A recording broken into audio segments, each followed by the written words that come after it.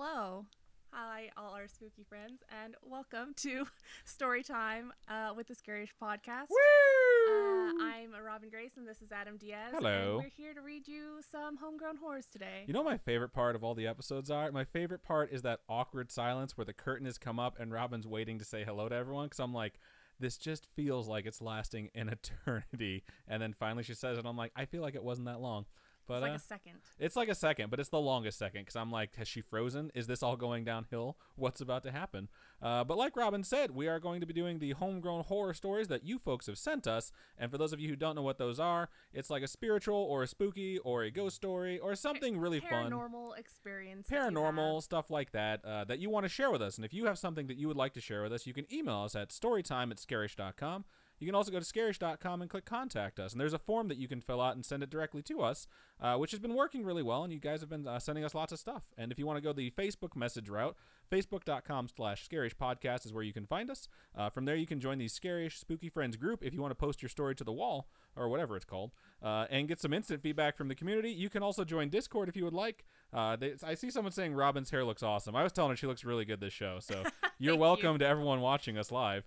And you can go to our Instagram, which is @ScarishPodcast, or our Twitter @ScarishPod. Discord is fun, too. I really enjoy our Discord server. It's like every day someone's talking in there, so it's really nice when I don't get the opportunity right away to go in there. I am happy that there are people like interacting with each other. We had someone jump in that was just like, hey, I'm just stopping by to say I love you guys. Like, I'm a total ghost in this Discord, but I'm still here. And it's like, they've been around forever and they just don't really talk that much. They still read stuff. And I think that's kind of how I am. Like, I jump in every now and then, especially because people will talk directly to me.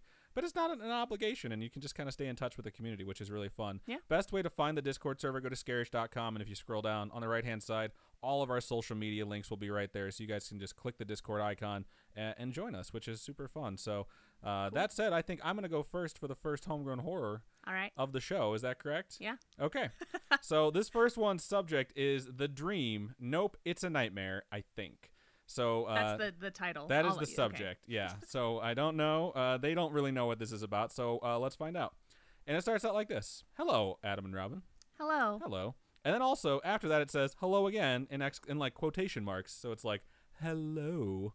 Not sure what they're trying to represent. My name is Cooper, and I've watched you guys for a year now, which is weird because we just hit our 1 year mark. So rounding up a little bit there, Cooper. But that's okay. Well, maybe they watched Have you been watching this for a year? This was Netflix? Nerd Chill. I'm like, what are you talking about? We have a Netflix show that I don't know about? Where's my check? But okay, let's just keep going. And I thought it's time to contact you and tell you about my spoopy-ish. Okay. So, okay. And then it says, I'm sorry after that, and you don't need to apologize. Just go ahead and communicate with us. I was about 7 when my grandma died. That's super sad. The last memory I have of her in real life is playing Angry Birds with her. 3 days later, she passed away. A week after I went to my room and it smelled of her perfume, which comforted me. I've had like scents from my childhood hit me out of nowhere sometimes. I was at an amusement park when I was like a teenager. Yeah. And I smelled something and I'm like, I feel like I'm a kid again. Like popcorn? I'm 6. No, it had to have been someone's perfume that reminded me of a perfume or something that someone wore. So like that's olfactory, like memories are the strongest memories. They just hit you out of nowhere and it just makes you feel super nostalgic. That night, I had trouble sleeping until I saw a glowing figure of white with the outline of an old woman. My child, you're dreaming. Okay, and it looks like there's going to be some dialogue here, and the response to that was, who the hell are you, bitch?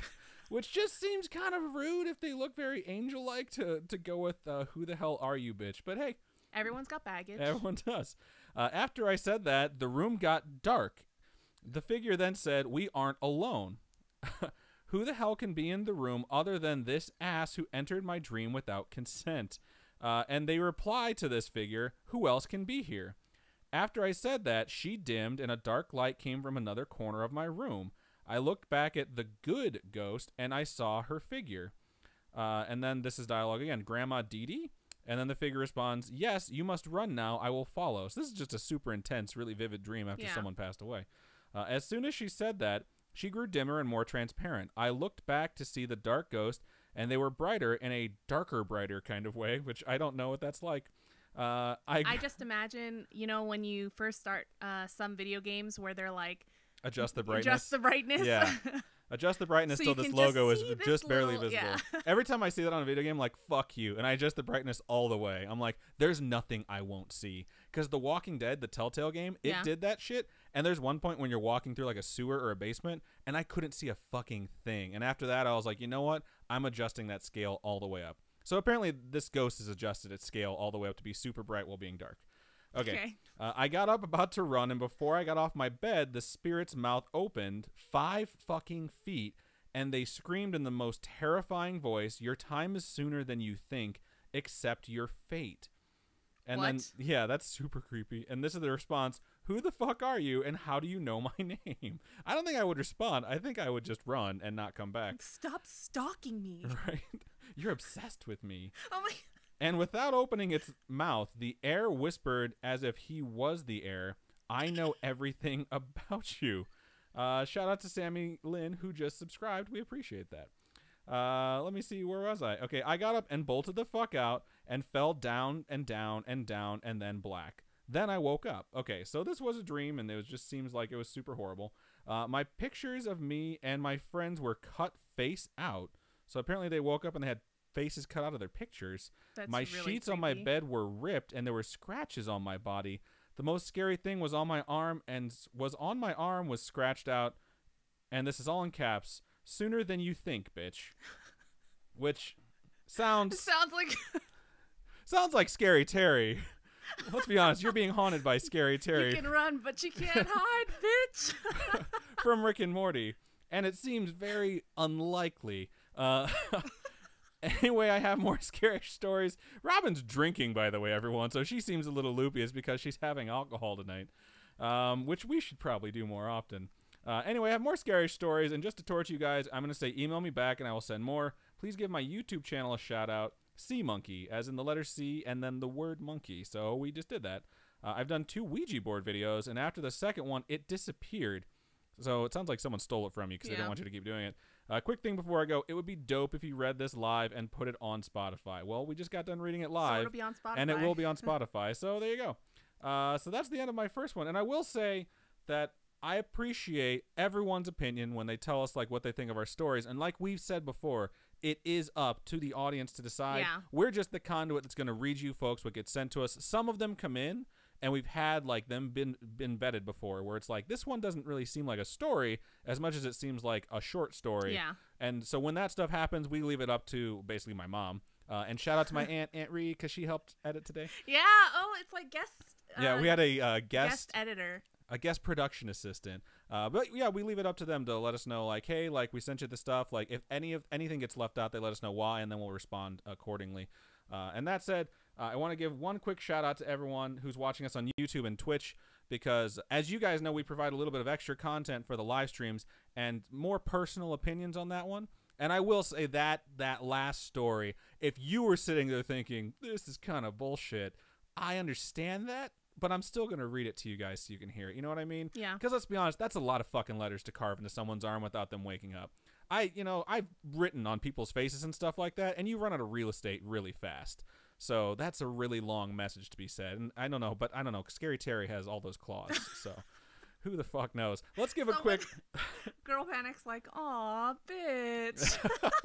I love that episode. I love Rick and Morty in Rick general. and Morty is so good. We're going to take a break and look over into the Twitch chat and see what you folks had to say about that one and the general hellos and So you're hays. going to have way more because I just started mine. So mine are all like... Okay, then I'll go through all of it, and Cool. then I'll switch over to YouTube only after this one.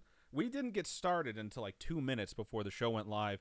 Quick shout out to Streamlabs OBS, which is the software that we use to broadcast this to you folks. It has worked very well for us. It has actually been a godsend. It's been so helpful and so free, which is so awesome. But they decided, Free is always awesome. Yeah, they decided to put out a fucking update at 6:23 today, 2 minutes before we go live. So I was in here like swearing up a storm because I was getting super pissed off. I'm like, I was in my head like while troubleshooting, like this is the cancellation message I'm gonna have to type out if this doesn't work. So I want to say hello to everyone already because everyone's talking about that up there. Happy Hump Day. So that's out there. Robin's hair looks awesome. Y'all both look quite nice this evening. Thank you. I got home from work and haven't changed. So I was in Oh, pajamas. except I did do my hair and my makeup. I don't wear like fancy hair or makeup to work because I sit in a cube all day and no one cares. She literally sits inside of an ice cube. It's crazy. So She works in a freezer. She hacks it all. It's like Frozen. You know how they like chop up the ice? That's what she does all day. This is Please why don't hit me. This is why I have selective hearing and I just tune stuff out. You tune everything out, so I don't want to hear it. Taylor over on YouTube says Happy Wednesday. Anna says I'm watching this in the dark. Oh Lord. It's out loud. Oh Lord. I love the pictures of the cat that gets like gradually fatter, and the last one is like, oh loud he coming or something. That's funny. Taylor says also, do you know what the podcast schedule for next semester will be like? We do not. Right now, the classes I have picked out are every single day of the week, so I have to figure out what day of the week is going to work best, because I think it's all going to end at 5. So it'll be after 5. We will keep you folks posted as soon as we know. Yeah. Alexandra over on YouTube says, I may be watching this from the shower. Ha ha ha. Don't electrocute yourself, pretty please. Hopefully it's something Dude, safe. have you seen the shower curtains that have pockets for all your tech? I have not. So they're like clear shower curtains that you put your iPad and stuff in on the outside, so you can watch whatever you want and not get it wet. I feel that I am in ways a feminist, and I support women, and I have very strong women in my life. I have one to my left right now. There's 2 downstairs that were very fundamental in raising me.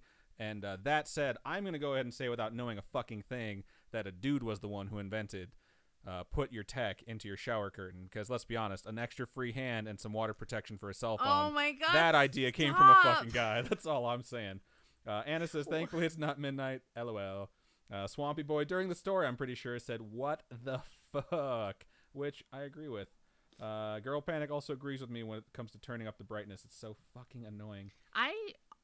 It's just really interesting how they create this technology to kind of have you change your borders, like how they tell you to like make the arrows go this far, right, to get like, to the edge or whatever. It's interesting technology. I like it. I don't know, it's cool. Yeah. It's annoying you have to do it every game, but I see Glitchgrim over in Twitch saying, you didn't do the PO, did you, Adam? I did not. I did not have a vehicle to go about, because there's a lot of people in town right now. Yeah, my sister's borrowing one of our cars. The car has been co-opted, and that is totally fine, but I will get there, I promise. So thank you for sending us stuff too, Glitch. That's super nice of you. We're supposed to be sending you stuff. It's like Christmas. It is Christmas. I thought you were being like, what proof phone, dude? Says Alexander. Oh, waterproof phone, dude. I don't know. I don't check into which phones are waterproof or whatever. So my phone is water resistant, whatever that means. But okay. So I know this is way off topic, but the idea of like waterproof phones and water resistant phones, as soon as you get water in it, you can't take it back. Yeah. Even though it's waterproof. Even if they say that, if you get your phone wet and it dies because of that, they're like, oh, you shouldn't have gotten it wet. Yeah. What the fuck is wrong with you? So whatever. They don't know what they're talking about when they say waterproof. It's all a lie. It really is. The cake is a lie. I hate you so much. Okay, so we're at the bottom of that. So let's get on to Robin's first story of the evening. Are you going to do a long one to start out with? Because we have some really long ones tonight. So every single one of mine are long. Yeah, they are. High five. Fine, don't high five me. All right, so I don't know why that deserved a high five. Alexander says, do you guys have a P.O. box over on YouTube? We do. If you go to scarish.com and click contact us, you will be able to find it. And if you want to send us some stuff, we request no severed heads or explosives, but the rest is good to go. Keep Gwyneth Paltrow in one piece. Yes, we don't want Gwyneth Paltrow's severed head here. But we should start adding the P.O. box to the descriptions in the YouTube videos, though. I think that'd be great. That is smart. All right. I'll do that. So this email begins, hi, guys. Hello. I'd like to share 2 scariest stories that have happened in the last 2 nights. You can totally share them on the podcast. That's good to know, because we're about to. I was going to say it was like a struggle last time when we didn't check. Yeah, the live episode, not the live episode, the episode 53 that just came out yesterday. Yeah, we recorded us reading almost an entire email and then had to stop because at the end it's like, don't read this on the podcast. Yeah, we're like, okay. We're like, shit, okay, well, let's get another one in the middle of recording. So if it sounds a little... No, I did beautiful work editing it was beautiful? It sounded great. So just like you. Aw, that's so sweet. I had to take out that. There was this part in it where they talk about how much they appreciate, like, how we encourage people to be themselves. And then we had this 5-minute long tangent when we were empowering everyone to be awesome. And I had to cut it because it made no sense context-wise without the email. Yeah. So we love all you guys, though. Be yourselves. Yeah, be yourselves. You do you. That's why we posted the thing about the the light, bringing all the weirdos. Yeah, let your weird stuff Yeah. go. Let your freak flag fly, so to speak. I like that. You do? Yeah, whoever thought of that saying first ever. It's a lot of F's. A lot of alliteration on F. Okay. So, I'm not completely caught up because grad school started back up, but hopefully you're still taking stories. We will always take stories. Absolutely. I hope you enjoy it, even if you aren't. We are. So, it doesn't matter. I was like, wait a second. Hold on. Let me register this context. The first happened when I was lying in bed with my cat. She absolutely loves playing with ponytail holders. Me too. If you look around the floor all over the house, there's just little hair ties. Oh, I thought you meant you love playing with ponytail holders. Like if I toss one in the air, you'd be like, ah. No. With Our both of your... cat, for some reason, she destroys hair ties like it's nobody's business. And it's more cost effective than what she used to do, which is destroying cords. Yeah, like phone cables. Phone cables. She used to destroy headset cables. My laptop cable now has bites all over it. I used to have a very expensive Razer mouse. I bought it twice. It's like $150. She killed both of those. So yeah, I think hair ties are the way to go because that's like a 50-pack for like what, $10? Super cheap. It's way better. Okay. But yeah, same. That's what we're saying. She's tossing it around the bed and chasing it while I'm on my phone. All of a sudden, she starts looking around and meowing like she lost it, so I dig around for it. I can't find it, even though I shook the sheets out and tossed all the pillows off the bed, so in my best baby voice, I tell her I'm sorry, and I'll get her another one in the morning. I lay back down, and then a few moments later, she starts chasing something again. I just happened to look up in time to see a fucking brown recluse go skittering across my blanket. That. I don't like this story. Ooh. Quick shout out to Lee Eve. They just followed us on Twitch. Thank you so much for following us. Fuck brown recluses. That's poisonous, right? Yes, it's super poisonous. I appreciate that everyone has different things that they like, and I know some people personally who have pet spiders, and we have people that post them in the Omen Babies channel on our Discord. That said, like, I understand that they can show you affection and all that fun stuff. I will never get over my irrational fear that spiders are evil and here to kill everyone. And yeah, just hearing brown recluse makes me fucking cringe. I hate it. So the brown recluse goes skittering across the blanket with the cat chasing it. I screech and jump out of bed looking for literally anything to smash it. And by the time I grab a shoe, it's gone. Just disappeared. And I stand at the foot of my bed, wielding my shoe like a sword for a while before I get up enough courage to shake my blankets and pillows out again. I wouldn't shake it out. I just burn You wouldn't everything. shake it out? You just burn the house down? No, but it's like, okay, say it's still on your blanket somewhere. You can't see it. And then you're shaking it out, and you shake the spider, and it jumps on you. You have to just be careful about how you're shaking it. Like, if you've seen a spider that deadly in your home, and it's, like, in the room with you, you have to at least kind of look for it. Like, we were in a hotel room, and there was that one giant spider on the ceiling that I tried to kill, and it jumped. So I jumped out of the way, and it landed behind the bed, and I had to move the whole fucking bed just to find the thing. Where was that? That was in San Diego before we went to SeaWorld. Oh. Yeah, and it was horrible. I hate it. I hate being the person that has to hunt spiders. When I moved out of my parents' house, I'm like, oh, I can't call my mom to kill my spiders anymore. And then I moved into a fucking apartment with two people who were all afraid of spiders, so I still had to wind up doing it. It's horrible. I hate spiders. I'm sorry. For anyone who's a spider lover out there, I apologize to you profusely. It's just who I am. Okay, so I seriously contemplated sleeping on the couch or crawling into bed with my sister because how the heck am I supposed to sleep with a spider in my bed? I never found it, but I grabbed my cat's face and looked deep into her eyes and said, don't you dare let that thing crawl into my mouth in the middle of the night. And for the last 2 nights, she slept next to my face. Aw. Pets understand stuff, man. They really do. Okay, and she says, I'm trying not to think about it much. I'm trying not to think about this email at all. Oh, really? It's going to leave my Too brain as soon as you're done reading it. My second story happened last night. I was home alone and doing random things, not cleaning like I was supposed to, and all of a sudden, I hear something upstairs run full sprint from my sister's room to our stairs. It was a spider. I'm going to say, is that spider? It's fucking giant now. I'm walking down a hallway that ends in the living room where the bottom of the stairs are, so I freeze. I'm staring at the end of the hallway and listening harder than I've ever listened before in my life. How do you amplify your listening skills?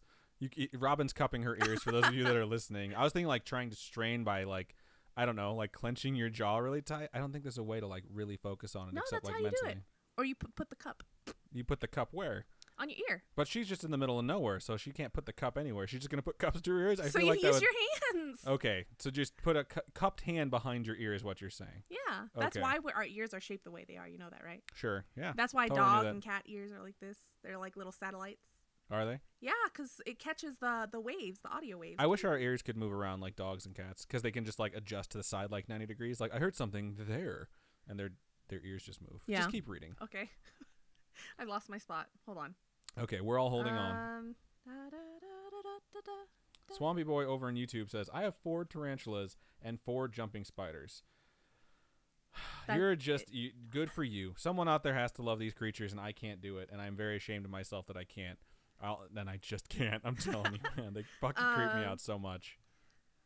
Okay, I found my spot, and then I lost it again. All right, so you can't come down those stairs quietly. So if there's something there, I'd hear it, even with the TV playing. The entrance to the attic is in my sister's room, so in my mind, it's totally plausible that something or someone came down from the attic. That's fucked. It's better, though, that the entrance to the attic is in your sister's room. That's why I'm so happy we chose the room without the attic entrance. Yes. Because, no. We had 2 choices of rooms. One of them was slightly bigger and had the attic entrance, and the other one was slightly smaller with no attic entrance. So we went with the one with no attic entrance, that was the right decision to make. Yeah. In all of 2 seconds, my mind bounced from, do I make a run for the door? No, because I have to pass the stairs to get to the back and the front door. Or do I try to get out through the basement? Never go in the basement. Do I find a gun? It's Tennessee, so of course my parents have one hidden. Or that's where my head went to first. Like, just put some bullets in that closet just in case. Or do I try to go around the stairs into the kitchen? No, because then I can't see whatever it is sneaking out. This is a lot of thought process going into this. That's how your brain thinks when you're like stressing My brain out. thinks of one thing, like, could this work? Yes, and then I just do that because I don't waste time considering all the other possibilities. Like, if there's one that I think is reasonably like plausible or possible, like, that's the one I'm going to do. What is that saying from Doctor Who? Try to think of a million impossible things before breakfast. I don't know. I don't remember that at all. Okay.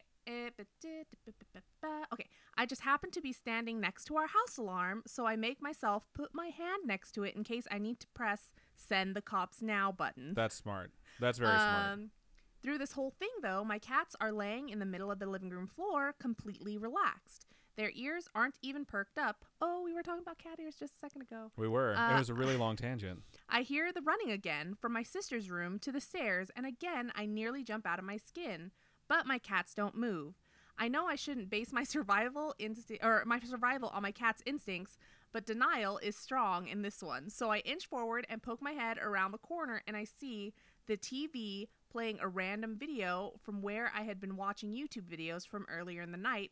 And at that moment, a kid goes running across the screen, and again, the noise from my sister's room to the stairs happens again. And I remember... my dad putting a fucking DIY surround system in our living room earlier in the week, and now I'll never forgive him for nearly giving me a heart attack. I love these ones where you think it's something that's supernatural and really spooky, and you're like, and it was totally a reasonable, rational thing after I almost pooped my pants. So thanks for reading. It's been a rough few nights. Keep doing great things, Carrie. You're welcome, and thank you for sending that in. I think when you expose yourself to a lot of horror stuff, especially something like our show, where it's like we do a lot of like research into how true stuff can be, and then like people's stories, you get in a certain mindset where you get really freaked out. Like we had Beast Nerd who just joined our Discord. We know him personally. It's our buddy Ralph. He's amazing, and he messaged us just before the show like, I just listened to episode 21. That one fucked me up pretty bad. That's my favorite episode, by the way. That's the one with Frenchie, the guy who was possessed, and I found out like the true ending to that one. But yeah, when you have that mindset, like everything you see for like the next 2 days is just gonna scare the shit out of you. So yeah, that was a really good story. I really enjoyed that email. I love the ones that are just like, I was scared out of my like mind, and then it was just, oh yeah, they're stupid. Right. Oh yeah, this was something totally legit that I could have explained rationally. Those are really fun stories. All right, so let's take a quick break and look over into the stream chat. Are you going to take Twitch and I'll take YouTube? Yeah. Okay, let's do this. Mado-san, high fives Adam.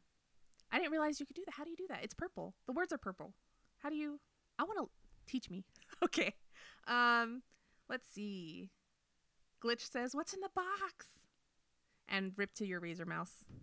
I know, man. I haven't bought another one. It blew out his USB ports, too. My computer, I've had it for 8 years because I take apart the parts inside of it, mostly the video cards, and anything that needs to have thermal grease put on it. I used to do it every 6 months because I needed it to last, and it's still alive. It's like dormant right now because I'm not using it too much. But because that cat chews cords so much, she has chewed a cord plugged into every USB port on it, and all those USB ports are fried. It's so fucked. And on top of that, none of the sound shit works because she's chewed so many headsets plugged into it. So I don't know how she's alive and hasn't been electrocuted. Because there's been definitely more than 9 cords. I was going to say she has 9 lives. I knew you were going to do it. Yeah. I beat you to it. But it's because she's a black cat. It must be. She's like, what is that cat from Hocus Pocus? Jinx? Binks. Yes. Zachary Binks. Also known as Timothy something or other from NCIS. Yeah. Super cute. Okay. So, Girl Panic says her friend's mom got bit by a brown recluse recently. Fuck, dude. That's what so happens? Dangerous. You can lose like the limb you get bit, what? or you can die. Yeah, they're super poisonous. They're as poisonous, if not more poisonous, than black widows. Is there a anti-venom? Yeah, there is, but you have to get to the hospital to get it. It's fucked up. I wanted to say get to the chopper. I hate you. I hate you so much. Elizabeth Grace Weinert. I'm sorry if I said that wrong. Over in YouTube says, yes, Robin, I missed you, girl. Aw, you're so sweet. Anna says, work it, Robin. We love you. Damn, you look really good tonight, Robin. Good for you. What? You guys are so nice. Shut up. Alexander says, damn, there goes my Christmas present idea for you. I'll have to throw that hat out. That's so fucking funny. Let's see. And then it turns weird. Swampy Boy tells her, don't throw it out. That's wasteful. Yeah, you don't want to throw out a severed head. Save it. Jace, leave me alone over on YouTube says, save it. Then Swampy Boy says, sell it on eBay. And then Jace says, re-gift it. I love how fucking weird you guys are because it's just my humor. It's so funny. It tickles my funny bone. Glitch says he got bitten by one too. What happened? I want to know. I really want to know. You gotta let us know. He's going to send us a picture of a stump. Carly always checks her shoes. For that very reason. I knocked my shoes very paranoid since about I moved that to the too. desert because I just don't want to get bit. I've stuck my foot into my shoe once, and the sole of my shoe was like coming up or something on the inside, and I freaked out that there was like a mouse in there. And my sister's like, "Really? You really freaked out over that?" I'm like, "Yeah, of course I do." Everyone freaks out, right? Why would you not freak out? Okay, maybe not everyone. I was trained young that some bad stuff can happen if you have something in your shoes, and I was also trained that there's a snake in my boots, which means it's plausible because Woody said so. Swampy Boy says, I'm still going to post pics of my many-legged children. I'm pretty sure you're the one that's always posting in the Omen Babies channel. That's fine. I always go in there super excited to see what people have posted. Some of them are really cute because they're super furry. Yeah, and they look super soft. But then you told us about how some of their hairs are really painful. And it's kind of like, well, I don't want to touch it. Don't tarantulas have barbs that, like little balls of, I don't know. Give us a lesson on tarantulas. I know some stuff about it. Mainly it's just the stuff that people have told me to scare the fuck out of me. So... Fun in the sun. Oh, okay. So apparently, if you want to have an action or say an action, you do /me and then put whatever you want the message. Like on World of Warcraft, when you want to do an emote or when you want to type your own like specific message. I don't know. I just like /dance. It would be scary if we could move our ears, says Anna. I think it would be scary, but it'd also be kind of cool. But then it would really give you away when you're eavesdropping on someone's conversation you're not supposed to, because like you'd be like, it's like, what are they saying about me? Oh, it's Thackeray Binks, not Zachary Binks. Thank you, Swazzles. No way. I believe it. I believe it's Thackeray Binks. Check the IMDb page. I need to know for sure. I think Swazzles is correct. Let's see. Amber says her kitten always tries to chew my phone cable. Oh, because you just got it, right? Is it super cute? You should post pictures. I love kittens. She does. I can't take her to the pet store anymore. Alexandra over there on YouTube says, being Australian, you deal with spiders a lot. Most I will relocate if I find them in the house, unless they are white tails or redback.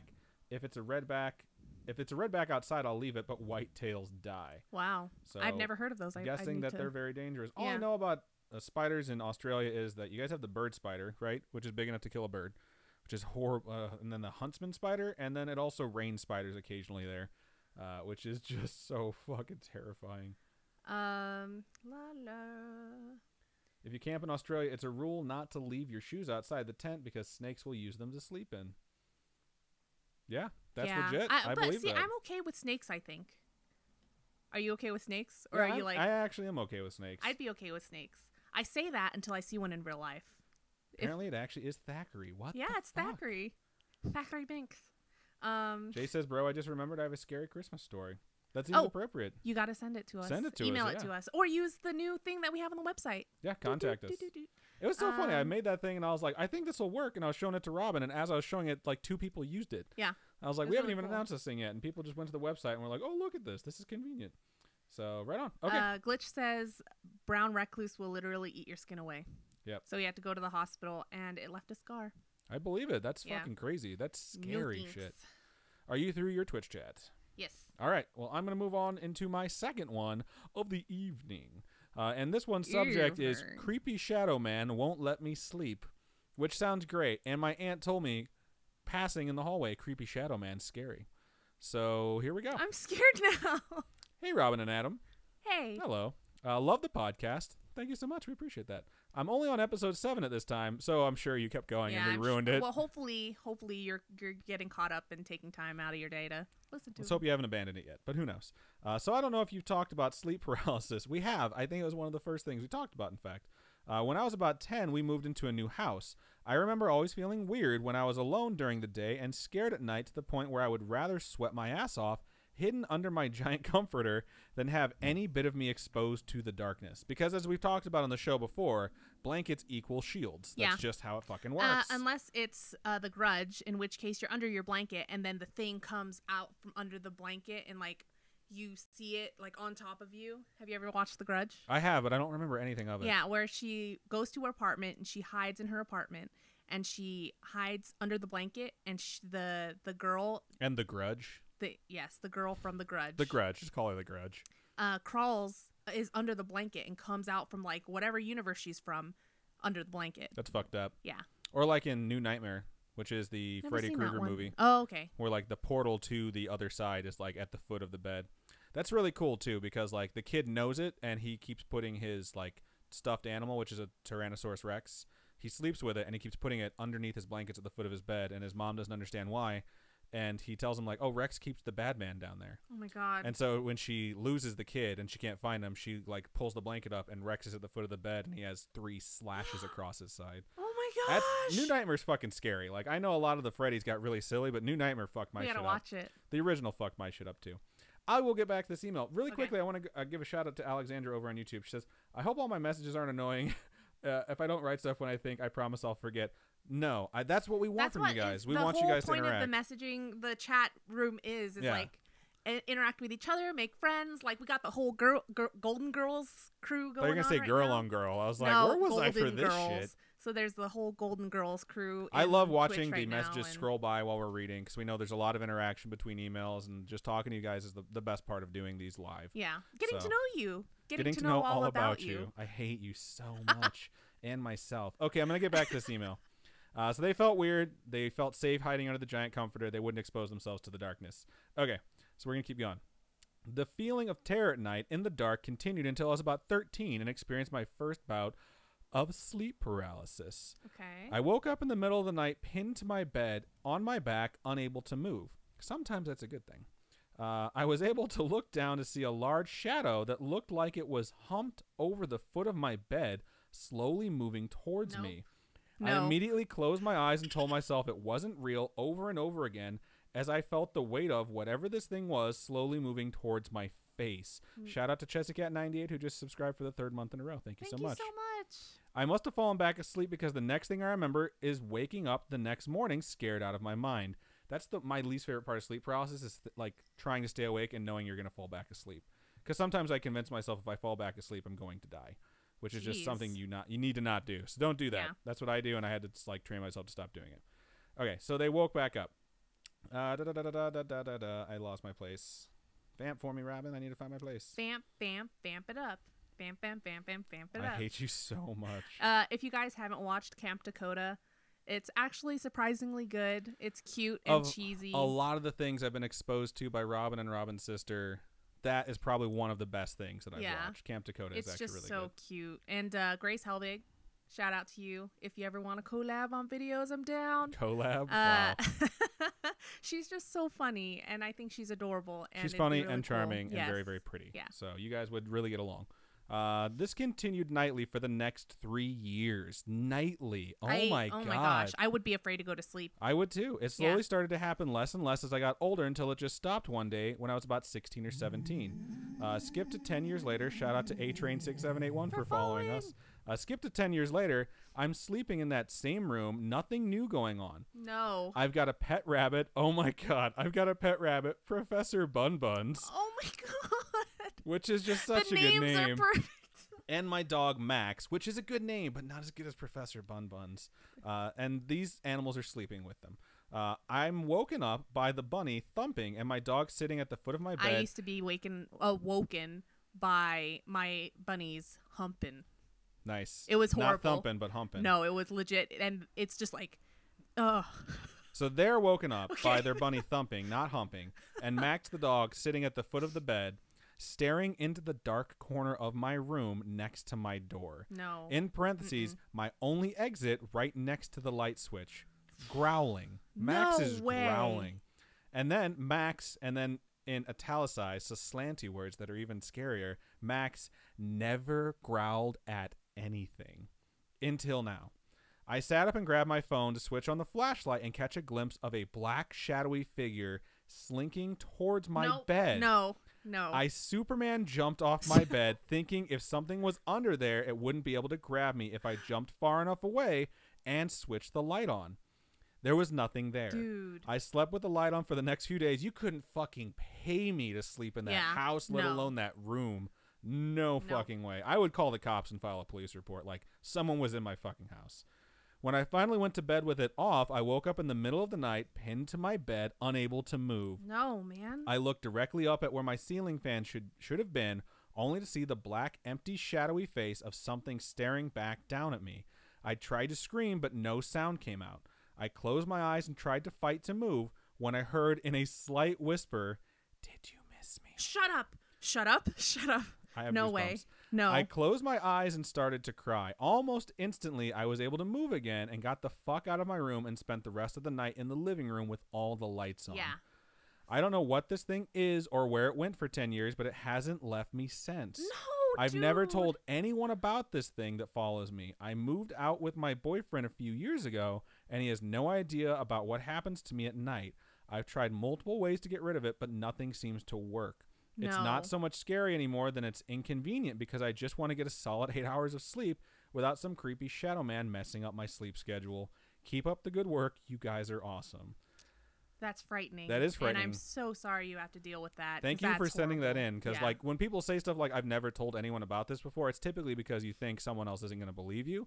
And that definitely sounds real, and that sounds super scary. And it might just be a hallucination that's a recurring hallucination. Yeah. But it's still fucking terrifying. It's absolutely terrifying. And, like, not being able to sleep, being sleep deprived is one of my least favorite things to be. And not getting a good 8 hours is like, oh, my God. It's rough. It's rough. Like, everyone out there has had times, and usually it's, like, continuous, where you don't get enough sleep. Either you're out partying and then you have to work in the morning, or you're studying, or you're just working, and then you come home just to sleep, and then you go back to work. I think we've all felt like that one way or the other. And if something fucks with my sleep, that thing needs to go. So I don't know what you need to do to get rid of it, but I hope you figure it out soon because that's not fair to you. Fuck that shadow man. That's so not cool. So I don't know. Maybe there's a way you can pass on the curse. We talk about that a lot. No. I don't recommend doing it, but if it's the only option, then you know what? Someone needs to take one for the fucking team. You've been dealing with that for way too long. Okay. So let's take a break and look over into stream chat and see what you guys. I see fuck that, and then I see another lots of fuck that. And I 100% agree. Amber goes, I'm Woody. Howdy, howdy, howdy. I love when Woody's just like, give me that. And he takes his hat back from the shark. Do you remember? No? No. Toy Story? Not ringing a bell. I love Toy Story. I saw it so many times when I was a kid, too. Toy Story 3 made me cry in a fucking theater crowded with kids. I walked in there with my best friend. We were in our 20s, and we saw a friend from elementary school sitting there with her child. And she looks at us, she goes, busted.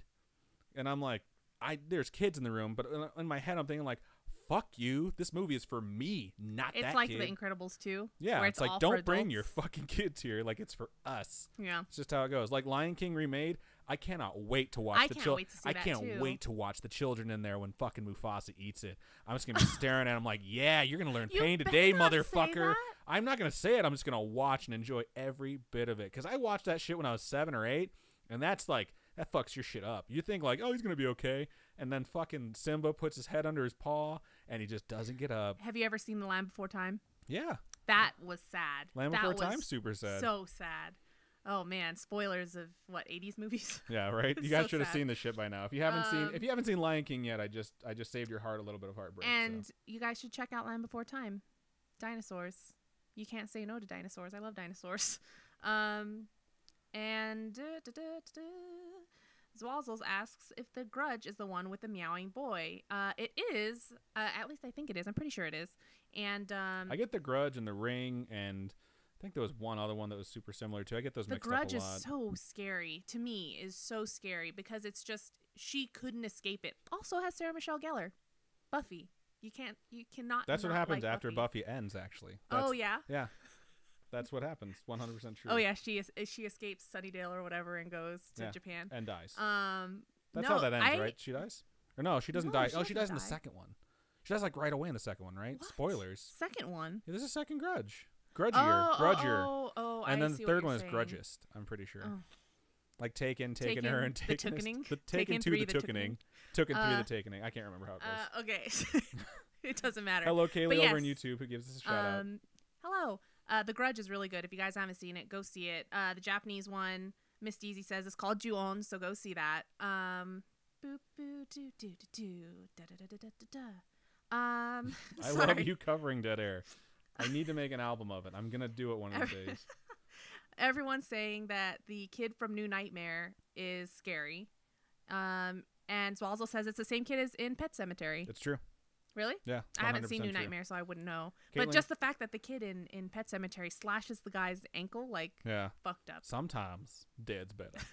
Caitlin Cruz over on YouTube says, first time I've actually caught you guys live. Usually listen on Spotify. Yay! We Welcome. are so happy Thank you for joining us. for everyone who's joining us for the first time because we do this every week. And to be able to get more of our spooky friends in to join us is awesome. My favorite part about doing this live is that we read these and we talk amongst ourselves about what's going on and then we move on. But it's really nice to get some instant feedback from you guys about what you think of these stories. Because sometimes these stories are really scary. Sometimes they're really funny. Sometimes they kind of sound like bullshit. You know what I mean? And we kind of want to hear what you guys have to say. So you guys giving us instant feedback and then talking about random shit is also really fun because we've seen so much conversation about Golden Girls and Korn that it just gets really fun. Shout out to Carly for subscribing for the 4th month in a row on Twitch. Thank you so much. Beast Nerd has joined us. Hello. What up, Ralph? Let's see. Unless you don't want your name said in case. What up, Beast Nerd? Okay. It's too late now. Glitch says the best rabbit name is Dr. Harris Bonkers. It is. Oh, God. It's so good. What is that? It's from Adventure Zone. Oh, see, it's I what don't the new know. season. It's what the chick has a pet rabbit, and that's what she names her pet rabbit. Zwazzle says, I want Dr. Harris Bonkers to end up having a big surprise role in the future. It's like Angus from the first season, how it was just a little kid who was really smart and it was a boy detective. And then the whole fan base decided that Angus had to be something. So everyone's like, Angus is either the bad guy that's masterminded the whole evil thing, or Angus is secretly like a dragon that's been guiding them along their way. And Angus was just a little kid.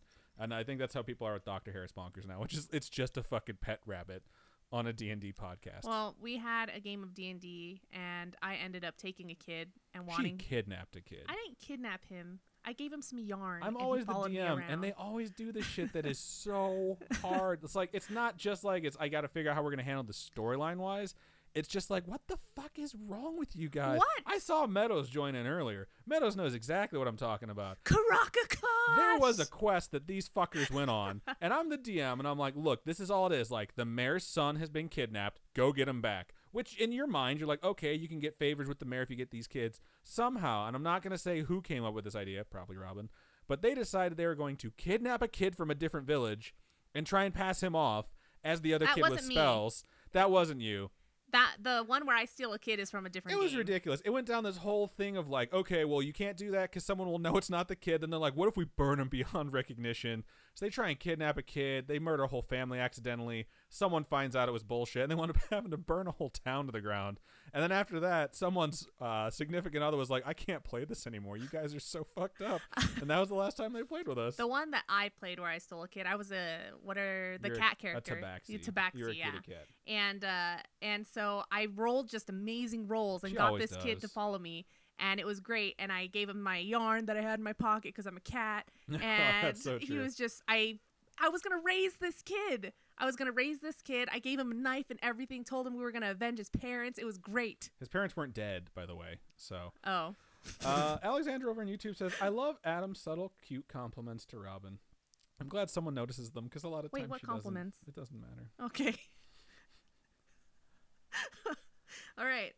Ulrich says hi. I have a lot more chat over here too, so we need to stop going on these super long D&D tangents. Ulrich says hi. Hello, Ulrich. What up, Ulrich? Ulrich's over on YouTube as well. Yeah, they said they jumped to Twitch. Also, hi, jump to Twitch. Motto says, if you cried from a 90s movie. Yeah, those movies were, I feel, way more adult, like kids' movies that were just like deal with death at a young age. We're going to teach you some lessons very young. I see Anna says, I was scared of Toy Story. I had to put my toys in a bag. That's funny. Because it's like, they have these real lives that are going on when you're not in the room. That's how that Chucky concept is. Could be scary. Chucky has the soul of a murderer inside. You never know. Any of your toys could have a soul of a murderer inside. That's true. Very good point. Everyone's talking about Littlefoot from Land Before Time. So sad. Everyone's bopping over in the YouTube chat, so I'm pretty much at the bottom right now. Cool. So yeah, there's just a lot of stuff over there, and I love how much you guys interact with us on the show. No one ever feel bad about tossing something out into the chat, unless it's, horrible or mean. If it's just you wanting to talk or bringing up something, go for it. That's just how it is. I mean, I think you all see the rules in the chat when you come in here. It's like no politics, no religion, no being shitty to other people. But aside from that, you know what? Just toss it out because we like to talk to you guys. Ralph said this podcast just got 200% more nerdy. We can't help it. We're fucking nerds. Yeah, legit. Like before we started this podcast, we had a nerd podcast called Nerd Chills, and it didn't really work out. But that's really the type of people we are, where we just play games, watch movies, and we're nerdy people. So that's what I think is great about having people that we can share our interests with, and even if they're really weird interests, right? Like it's cool, it's awesome. Because I know growing up for me, it was hard because I was into Harry Potter and all this stuff, and Harry Potter was pretty mainstream too. I didn't have very many friends. I had like my core group of like 4 friends, and I'm still friends with them to this day. And so it's just, I want people to understand when they listen to the podcast and they hear us talk about whatever, it's just like whatever you're into, like it's good for you. Like be into that. Unless it's something horrible like killing people, then don't be into that. Be into something else, like in a prison cell. That's fucked up. Don't kill people. But it's like, I don't know. Growing up, I always thought I was going to get judged until like 7th grade. And then I was like, I don't give a shit anymore. Like, judge me all you want. And then like I started finding people because people knew what I was into that like shared my same interests. And you just develop really good friendships that way. And even if you're not into something that someone else is, if you're open and you don't judge each other for it, like you can be friends with people like that too.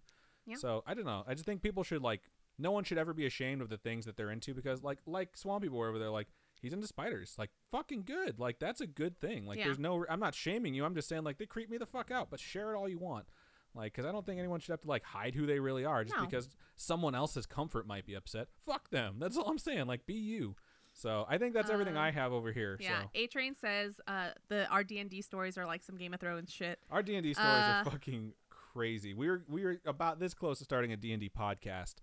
Because I just listened to so much Adventure Zone, I felt like I had to. But schedules don't match up when you have 4 adults, 5 adults trying to schedule some stuff out for like every 2 weeks. So I think anyone who's ever played anything with other people or just like had a game night in general, like schedules don't always work out. So Meadow says he cleaved a merchant from head to anus because he tried to cheat him out of gold. That was one of the funniest things I've ever DM'd. I gave Meadows, who was into one of our games, this axe where it was a shitty axe. But if you sacrifice blood onto it, which really made your hit point total go down a little bit, it was this glowing black blood axe. And this guy was trying to cheat him. It's just, an interaction between a shady merchant and a player. Is that the one where he cut his hand? And, like, he's getting so pissed at this guy, but this guy's rolling so bad, he doesn't notice how pissed off Meadows is getting at him. So Meadows like slides his hand across this blood axe, which just starts glowing red and black. And the guy's like, yup, that's the deal. So he just fucking cut him in half. It's just the sort of shit that happens in our weird fucking games sometimes. Amber says that she doesn't want to think about evil toys or stuffed animals. Glitch says he put his toys in the cupboard and hoped that they came alive. Oh, that's adorable. That's some Indian in the cupboard shit. Yeah. I think I did that too. I remember that. So, good stuff. Let's see. Alexander says, help. I just found my gray hair. I didn't have any grays until I was like 30. Then I got 1 or 2. And in this last year or so, they've exploded. I have like 20. She used to look in my head and like find them. She's like, oh, I found one. I'm going to leave it. And I'd be like, no, pluck it. It'll make more grow. And now when she looks, she's like, here's 1. Here's another 1. Here's 4. Here's 10. I'm just like, God damn it. Age has caught up with me so fast. It's not my fault that you're graying early. Yeah, it is your fault. They're all named Robin. Leo over on YouTube says, this is pretty trippy to see the voices come out of the humans. Hello. We're the humans. Okay. So I'm going to go into the next email that we have here, and it's titled, Visited by a Vampire and Possession, plus my gratitudes. Jesus. So, there's a lot in this email. Pretty solid. It begins. It begins. Hello, Adam and Robin. Hello. Hello. My name is Milo. Oh, Milo is the one that did that fan art that I posted a while back that I actually made our profile picture for a little while. Yeah. So it's really good. They really even got good. my crooked nose, and not in a bad way. It was complimentary. Had, like your mole on your face. My little mole, my black spot next to my nose. They had that. Yeah, it was very detailed. I was like, oh my goodness, this looks great. It was so cute. Thank you so much. We always love fan art, so if you guys want to send us some, I'm always happy to have some fan art. Never think we're going to judge you for sending us fan art that you don't think is very nice, because I can barely, there's 2 things I can draw. Adam can't even draw stick figures. I can draw stick figures. No. She says I can't. I can draw stick figures, and I can draw dicks, and that's it. I don't want to talk about your penis drawings, okay? So no. Anyway. So I used to draw dicks everywhere. Like, you know that American Vandal show where the kid drew dicks everywhere? When I saw that, I was like, someone that knew me wrote this shit. We used to run into teachers' fucking classrooms, draw the biggest dicks on their fucking chalkboards, and then steal the erasers. They couldn't take it off unless they wiped the dick off with their hand. So yeah, that was me in high school. Fun stuff. All right. Let's get back to this email. So my name is Milo, and I was born in Spain, but both my parents are Mexican slash Sephardi. I don't know what that is. Let us know what that is. I've never heard of it. It's a place. Yeah? I don't know. I'm just tossing that out there. English is my third language, so sorry if I make some mistakes. I've chatted with you before, and your English is, like, better than many people that I've talked to from America. So. It's like, yeah, third language is not something that's commonly said by Americans. All right. So I've been listening to you guys since the Isle of Man episode.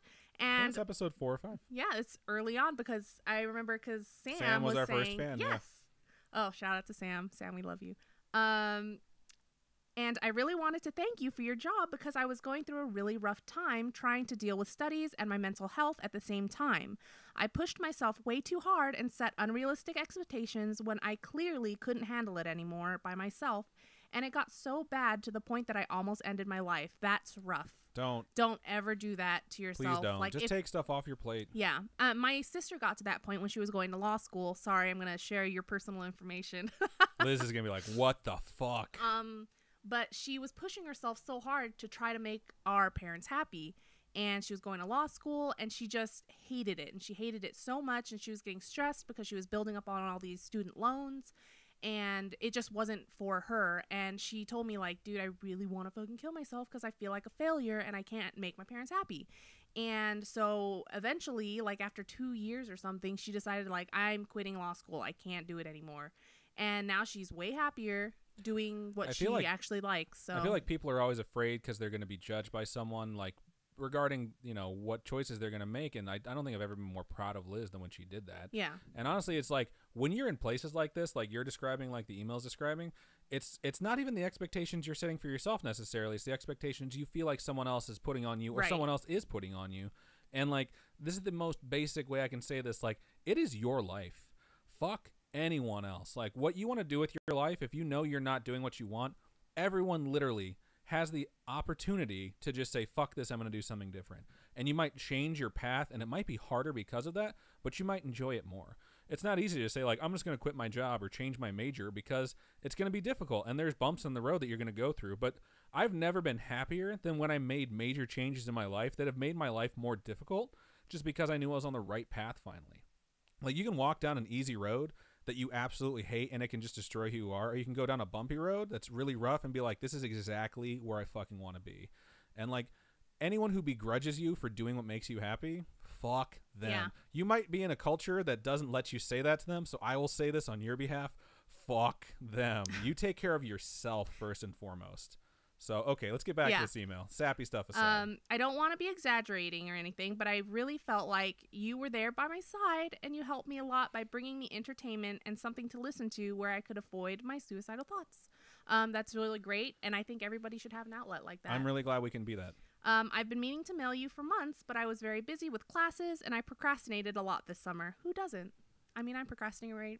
I've drank too much wine. I've procrastinated all week, and my finals are tomorrow. So procrastination is a valuable skill, though, because it teaches you how to work under a deadline. Because you're going to work somewhere eventually where someone's going to spring some shit on you, and you're going to flash back to like, sometimes I do my best work when I work at the last minute. And you know what? You used to do it by choice, and now you're being forced to do it. Yeah. So, yeah, it's helped me. Because I used to procrastinate all the fucking time. Good thing is, I finished my studies. I'm an illustrator and concept artist, as we can see. And you're good at what you do. Yeah, very good. I got professional help, and I'm so much more at peace with myself and everything in general. Exclamation point. That's a very good point. It is. I'm also drawing something for the podcast, which we've posted. This is how long it's been. Yes. You guys are going to be like, oh, that thing from that long ago? Yes. We're running the 2.5 month backlog. I actually wanted to send this once I got it done, but I'm so excited to show it to you both already that I'll attach a small preview of it to the email, which is amazing. Even just the sketch is amazing. Anyway, let's start with the real point of this email, story time. I got you 2 stories that maybe you can split if you want. I feel like my intro was really long. You're fine. Don't worry about it. My parents were pastors/missionaries in Mexico for years, and they later moved to Spain where they settled in. They're still pastors, but not missionaries. Ironically, I'm not really religious. I feel like that happens a lot. It happens a lot to the kids of people who are very religious. They just kind of go a different direction. Because you're kind of raised and told about it your whole life. And if you find it on your own and come back to it, that's fine. I have a friend who became an atheist, and his parents were very, very devout. And he eventually came back to it, and it's just like he's not on the same level. You know, it's like if you have like a super devout parent and you wind up being like devout light. Like, that's fine. As long as you find something that fits your lifestyle. I think that happens a lot, actually. So I'm not really religious, and I kind of feel confused about it, but I do believe that demons or bad entities/spirits exist. I used to be very, very sensitive when I was a child about that kind of stuff, but I eventually stopped feeling things with time. Nowadays, I can only get very accurate gut feelings about people, but I think that's something almost everyone has. Still, it's some people have no instinct whatsoever on the people that they're dealing with. I mean, I've dated some winners.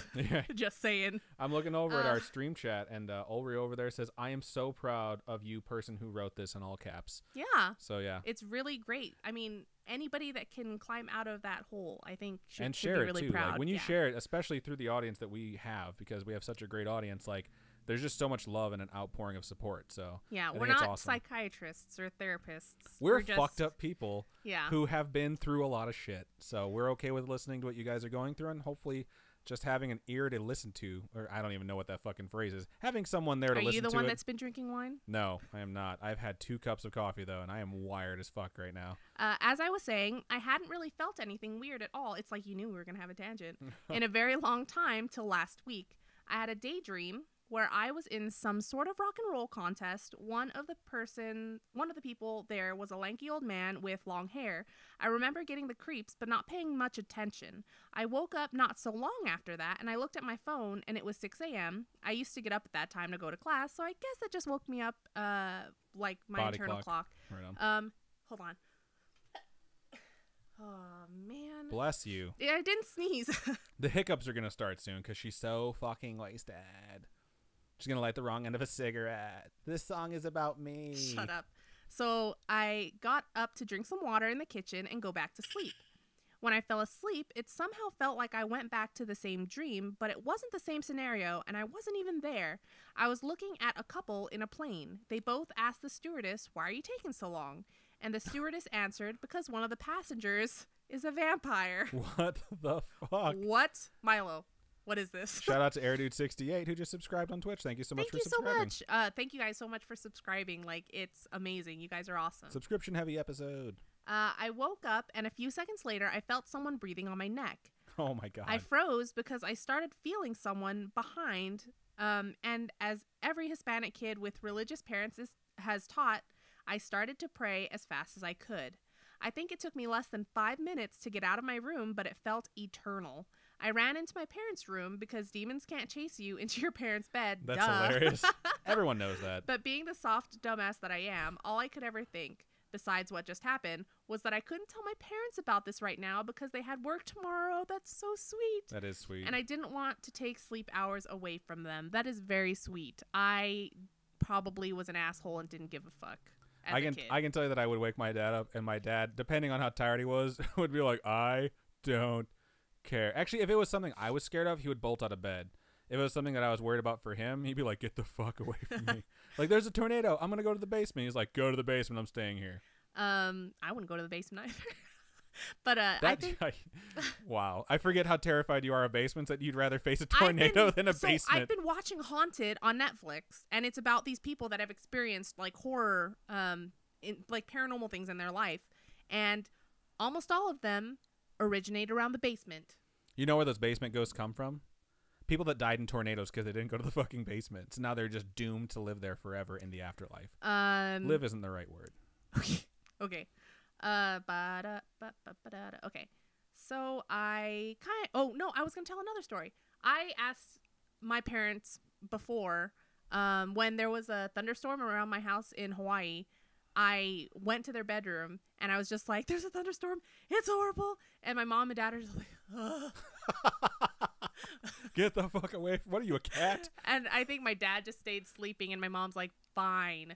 And my sister and I used to sleep on little tiny twin beds. And so my mom had to like climb into our little tiny twin bed. Aw, that's really sweet, actually. I don't know, but my dad's just like, I'm so tired. Fuck it. Okay. So no. Anyway, I was continuing with the email. I kind of asked to be there and waited till they woke up in a couple hours. I couldn't even relax there, though. I felt very unsafe, and my dog barks like crazy at every person that enters our home, so I don't think it was a real person, a quote-unquote real person. I told my mom about it later, and she got a bit distressed, too. I didn't really talk much more about it. I was all right during the next days, but there was only one day where I felt uneasy at the time, but nothing more. I thought 3 a.m. was, was 3 a.m. the witching hour? Indeed. I don't know. I luckily went back to sleep like a baby every day. Second story has nothing to do with me, but it's something my parents have experienced/witnessed. As I said before, my parents are pastors, and they've sometimes had to deal with possessions. This is going to be good. I was going to say, parent stories are good. Stories from Mexico are always good, and this is both of those things, unless it's from Spain, which I can imagine is also good. Even I have seen some people moving around like Cirque du Soleil in church, but this was definitely something else. My parents had to attend a Colombian woman who came with her 3-year-old daughter because she started behaving quite The cord erratically. for our light over there just moved on its own, so just keep going. I'm sure it was just like bundled up and it just like sort of like unwound a little bit, or it's a demon that was like standing there trying to listen and it accidentally tripped. Someone posted a video on the Scary Spooky Friends group where it's like ghost activity and it shows like blanket being pulled and like a closet opening, and then it's like, here's the spectral stream, and it can see the ghost, and the ghost is like trying to sneak in like, excuse me, I just need to grab something really fast. And he's like trying to be as quiet as possible, but he keeps tripping, and then he falls and pulls a blanket, and then everyone's screaming, and he's like, I'm so sorry. So I try to think about that when I see weird stuff like our cord move on its own in the middle of a possession story. Okay. Apparently, they were both in a restaurant with 2 friends who were a couple. The man was feeding the little girl. It just moved again. I'm fucking serious. Is the cat in here? I don't think so. I gotta mark this because I'm gonna have to edit this. I'm scared. You're fine. Keep going. It's like when I start talking about this story. Just keep going, and I'm just gonna stare directly at it, and then we'll see what happens. Okay. If I burst into flames, that would be so cool. I mean, I'd die. But, I mean, we'd have so many views. Okay, keep going. Shut up. Okay, they were both in a restaurant with 2 friends who were a couple. The man was feeding the little girl, who we will call Anna, when a guy came out of nowhere and killed him with 2 shots to the back. After that, he left. So this guy came out, fucking shot this dude twice and left. What? That's fucked up. Oh my God. Went into true crime territory. What are we doing? They thought Anna died too, but she was only left covered in blood. Jesus! And of course, traumatized. The guy who entered the restaurant was a hitman, and this happened because the man was involved in drug dealing things. I thought organized crime. Like, that's the first place my head went to. It continues. I think it's called reckoning. It's a good word. What was that noise? My ring hitting the laptop. Ah, there we go. Not demons. I didn't think it was demons. I thought it was something exploding, like we were going to go off the air really soon. Okay. The mother was really scared. I've had a PC do that. One of the little nodes inside exploded. Yeah, that's They took her to a... Oh, fuck, hold on. What? The mother was really scared and paranoid about the whole thing. She was living with her current boyfriend at the time, so she moved away with her daughter to a friend's house. Anna suddenly started acting weirdly. She started calling her mom and mom's friend very ugly names. Oh, this bitch is possessed! Now, I don't think that a child can learn to say vulgarities, even if they are 3 years old. I've watched Super Nanny, Spain edition, but that was weird about that. But what was weird about that is that Anna started talking with a guttural voice. Fucking possessed.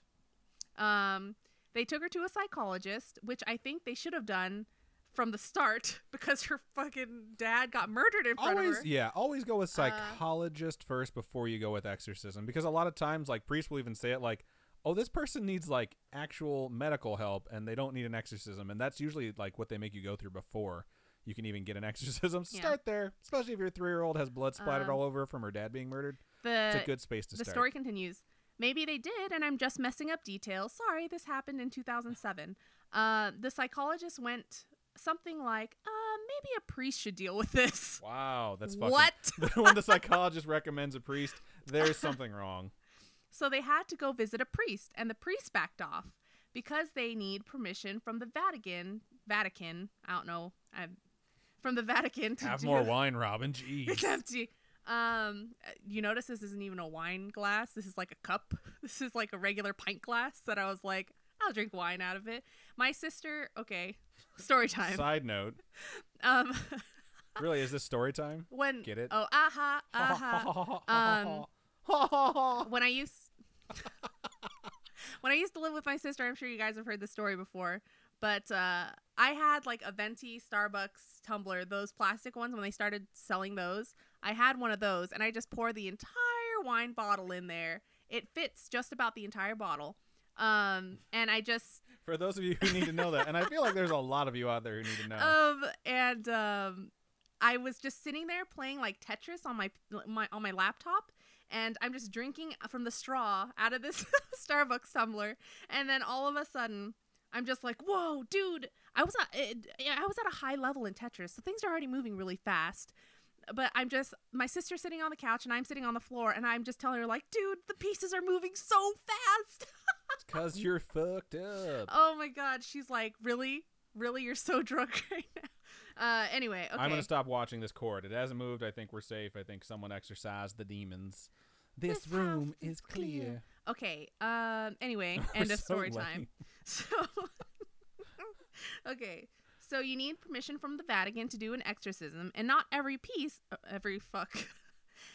You need permission from the Vatican to do an exorcism, and not every priest is properly formed for doing it, or like they have specific people that are exorcists. And she later found a man who performed brujeria and tried to help Anna, but after everything they went through, Anna was definitely not okay anymore.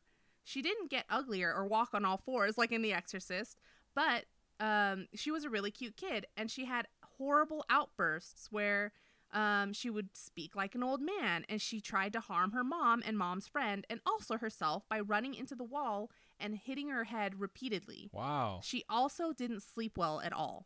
So this chick is possessed, like so possessed.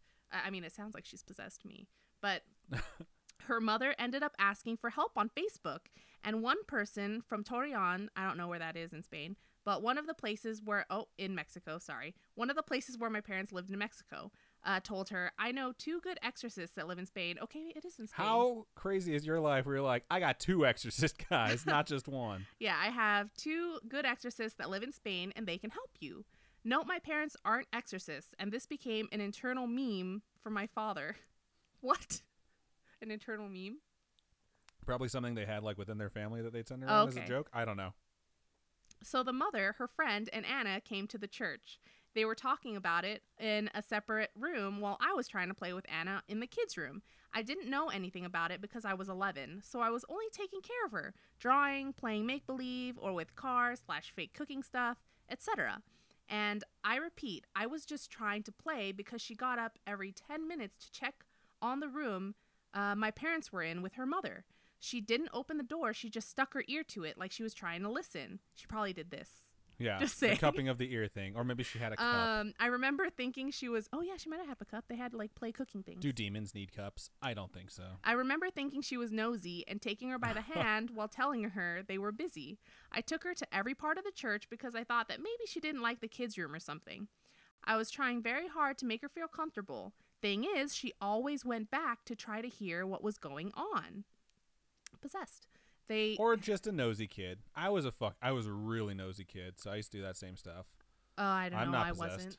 You weren't nosy? No, I didn't want to know. I always wanted to know. I was not. Maybe that's why I'm not as smart as I could be. I'm not that curious. You're not? No. I'm like, I don't know where to go with this. They spent a couple weeks praying for her and trying to get her better, till one night where they called my parents because she was having one of her outbursts. She was screaming at the top of her lungs, hitting everyone and everything around her, speaking obscenities. The neighbors even thought someone was hitting her. What? My parents spent their time trying to see what they could from home because we live far from the city, so it isn't easy to move. And I guess it was something that had to be done at the right moment. We had 2 of those cable phones that didn't have speakers, one in the living room and the other one in one of the bedrooms. They were both on each telephone.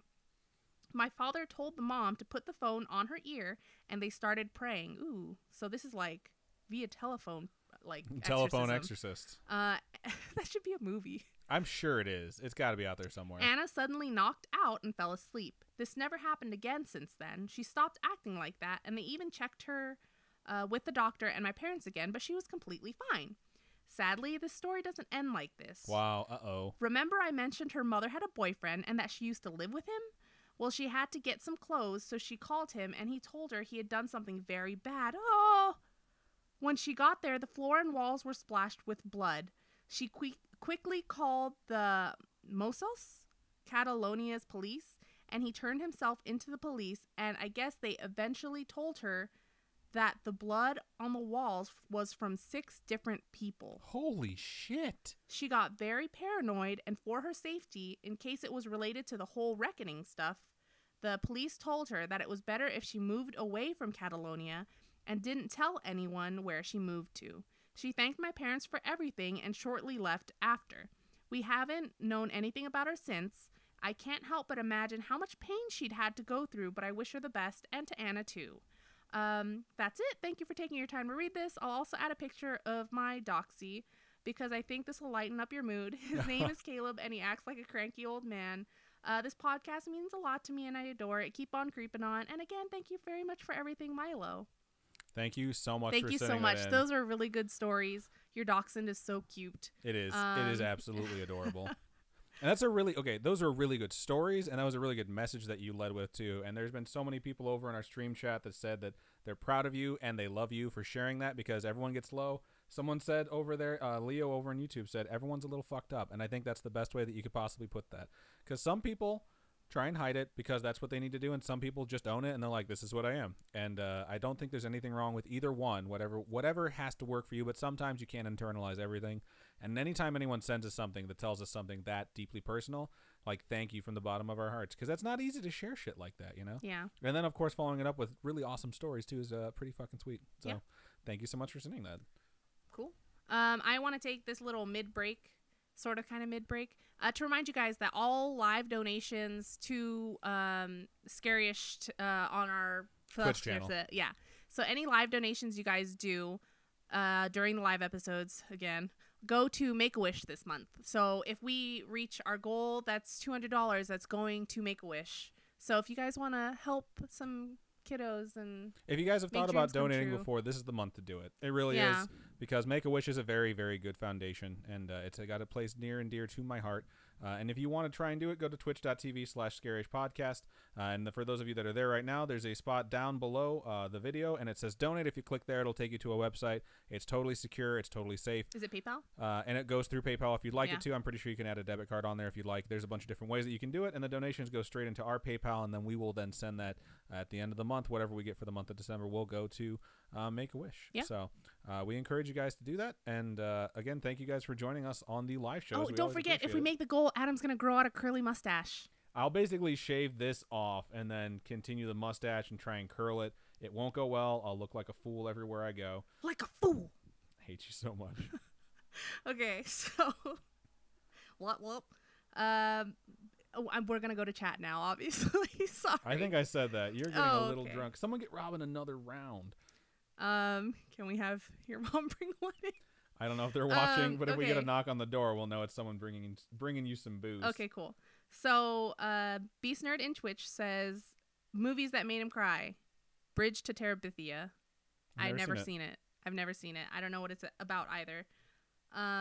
Carly says that book made me ugly cry. That's funny. Swampy Boy said, love you, Adam. I think it's because I said that I think it's cool that he likes spiders.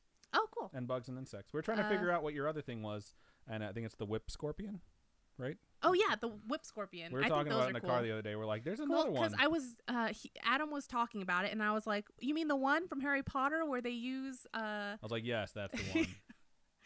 Okay. Meadow says, you know how much good food looks like dicks? And oh yeah, he's quoting Superbad. Oh, the best foods. Really? Yeah. I've never finished Superbad. You haven't. And that's the thing too. She doesn't realize this, but the whole booping thing, it came from Superbad. Really? Because at the end, he boops. Jonah Hill boops Michael Cera. He's like boop boop boop. So that's where that came from. It wasn't Archer. It happened like years later on Archer. Really? Yeah, 100% true. Oh, okay. Give Jonah Hill credit for that, because I'm sure he made that shit up on the spot. Alexander says, good luck on your finals. Oh, thank you. Was there a knock on the door? Yes, there was a knock on the door. Come on in. Oh, God. Thank you. You're so nice. Robin has been refueled, ladies and gentlemen. Hold on. Just sit down. You're going to have to sit down first. Oh, yeah, there you go. Look at my big old booty. All right, so I'm going to keep reading these while Robin refills. Alexander says, I've been in the same place for a very long time, so I am so proud of you because I know how hard it is to get out of such a dark place. It's empty. Shocker. It is very hard to get out of a dark place like that, and I think it's very important to understand that other people have been in that situation, and you know what? Find encouragement in the fact that it's possible, but don't feel pressure about the fact that just because someone else got out of it, that means it's supposed to be easy, because it's never going to be easy. But just keep going. Like, that's what I always try and tell myself is, like, just keep going. That's all you can do. Like, the whole idea, the whole quote that I got that from was, if you're going through hell, keep going, you know? And the reason they say that is because, like, why would you stop? The Killers song. Don't you like that line from the Killers song where it's like, if you can't go on? If you can't hold on. Hold on. Yeah, hold that's on. why that's my favorite Killers song. Yeah. Is if you can't hold on, hold on. It's like, just, you got to keep going. You know what I mean? You got to keep on creeping on. I hate you so much. Drunk Robin, ladies and gentlemen. I'm so funny. No, okay. Air Dude says, I'm here to sub before bed. You guys are awesome. I'll join the Discord soon. We love everyone who joins the Discord. You guys are awesome.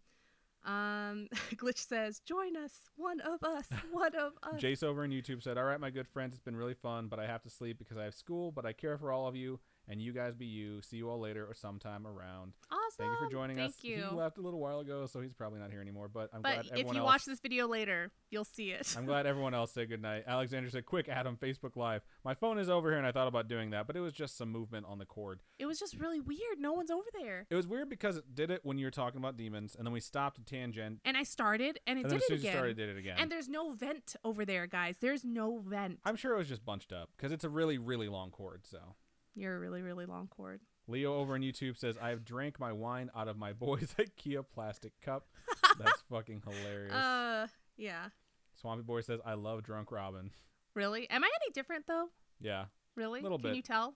Yeah. What's different? You're a little bit sillier. You giggle a little bit more. And other things that I'm not willing to share. Thank you, Aunt Ree, for bringing it up here. Yes, thank you so much. Okay, so... Swampy Boy says, just keep swimming. Amber says, all hail the tornado ghosts. Right? It's a good joke. I like that joke.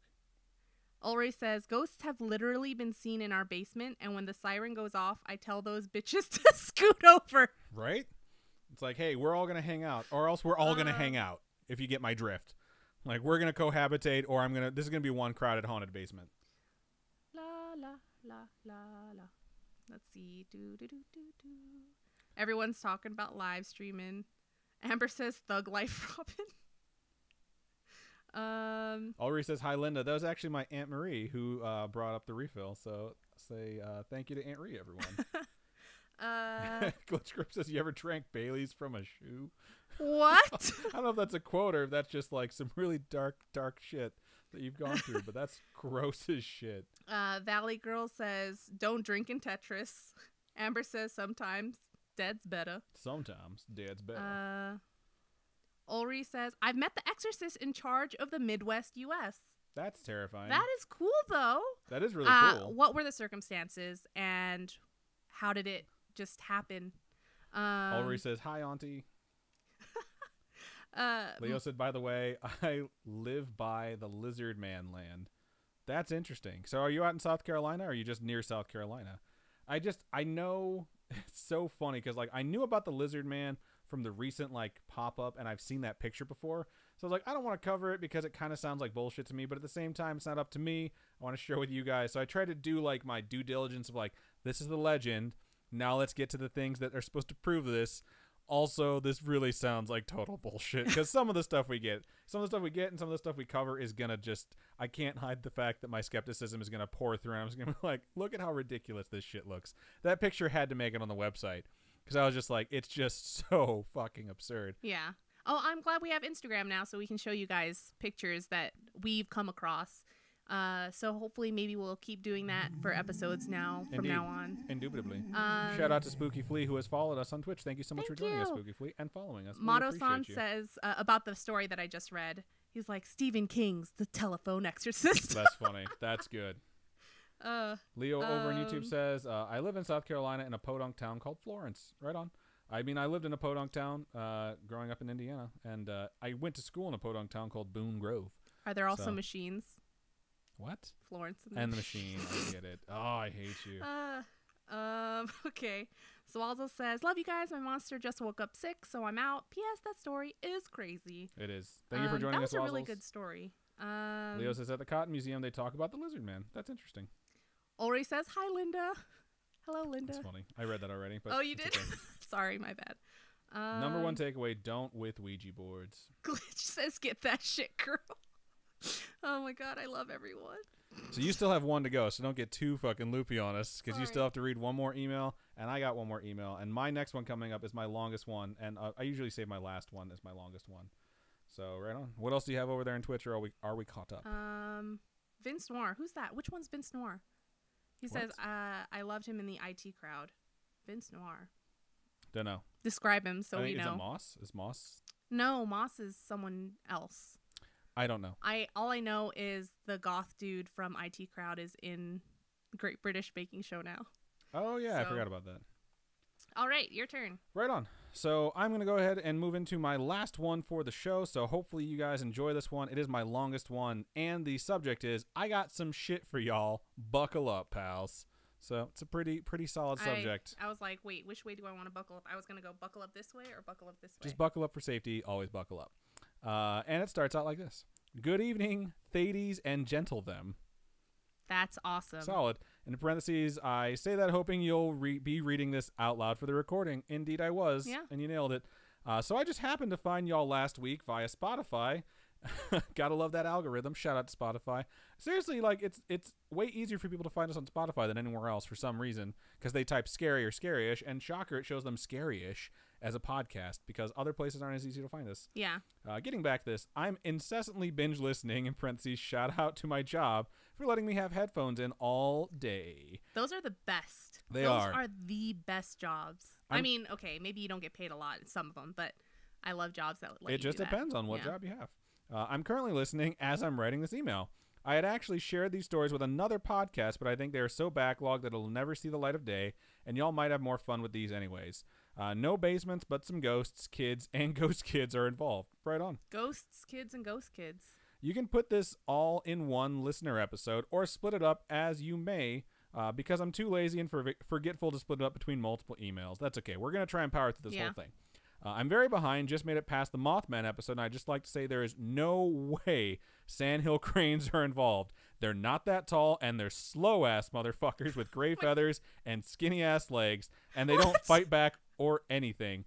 But they're definitely creepy and ominous in their own way, because that's what people say the New Jersey Devil and the Mothman are, is these stupid sandhill cranes. So this person's saying, like, absolutely not. That's horseshit. It's not an explanation. They're all around Florida and are much like slow-walking, non-blinking, creepy neighbors that stare at you constantly, but they're relatively harmless. Okay.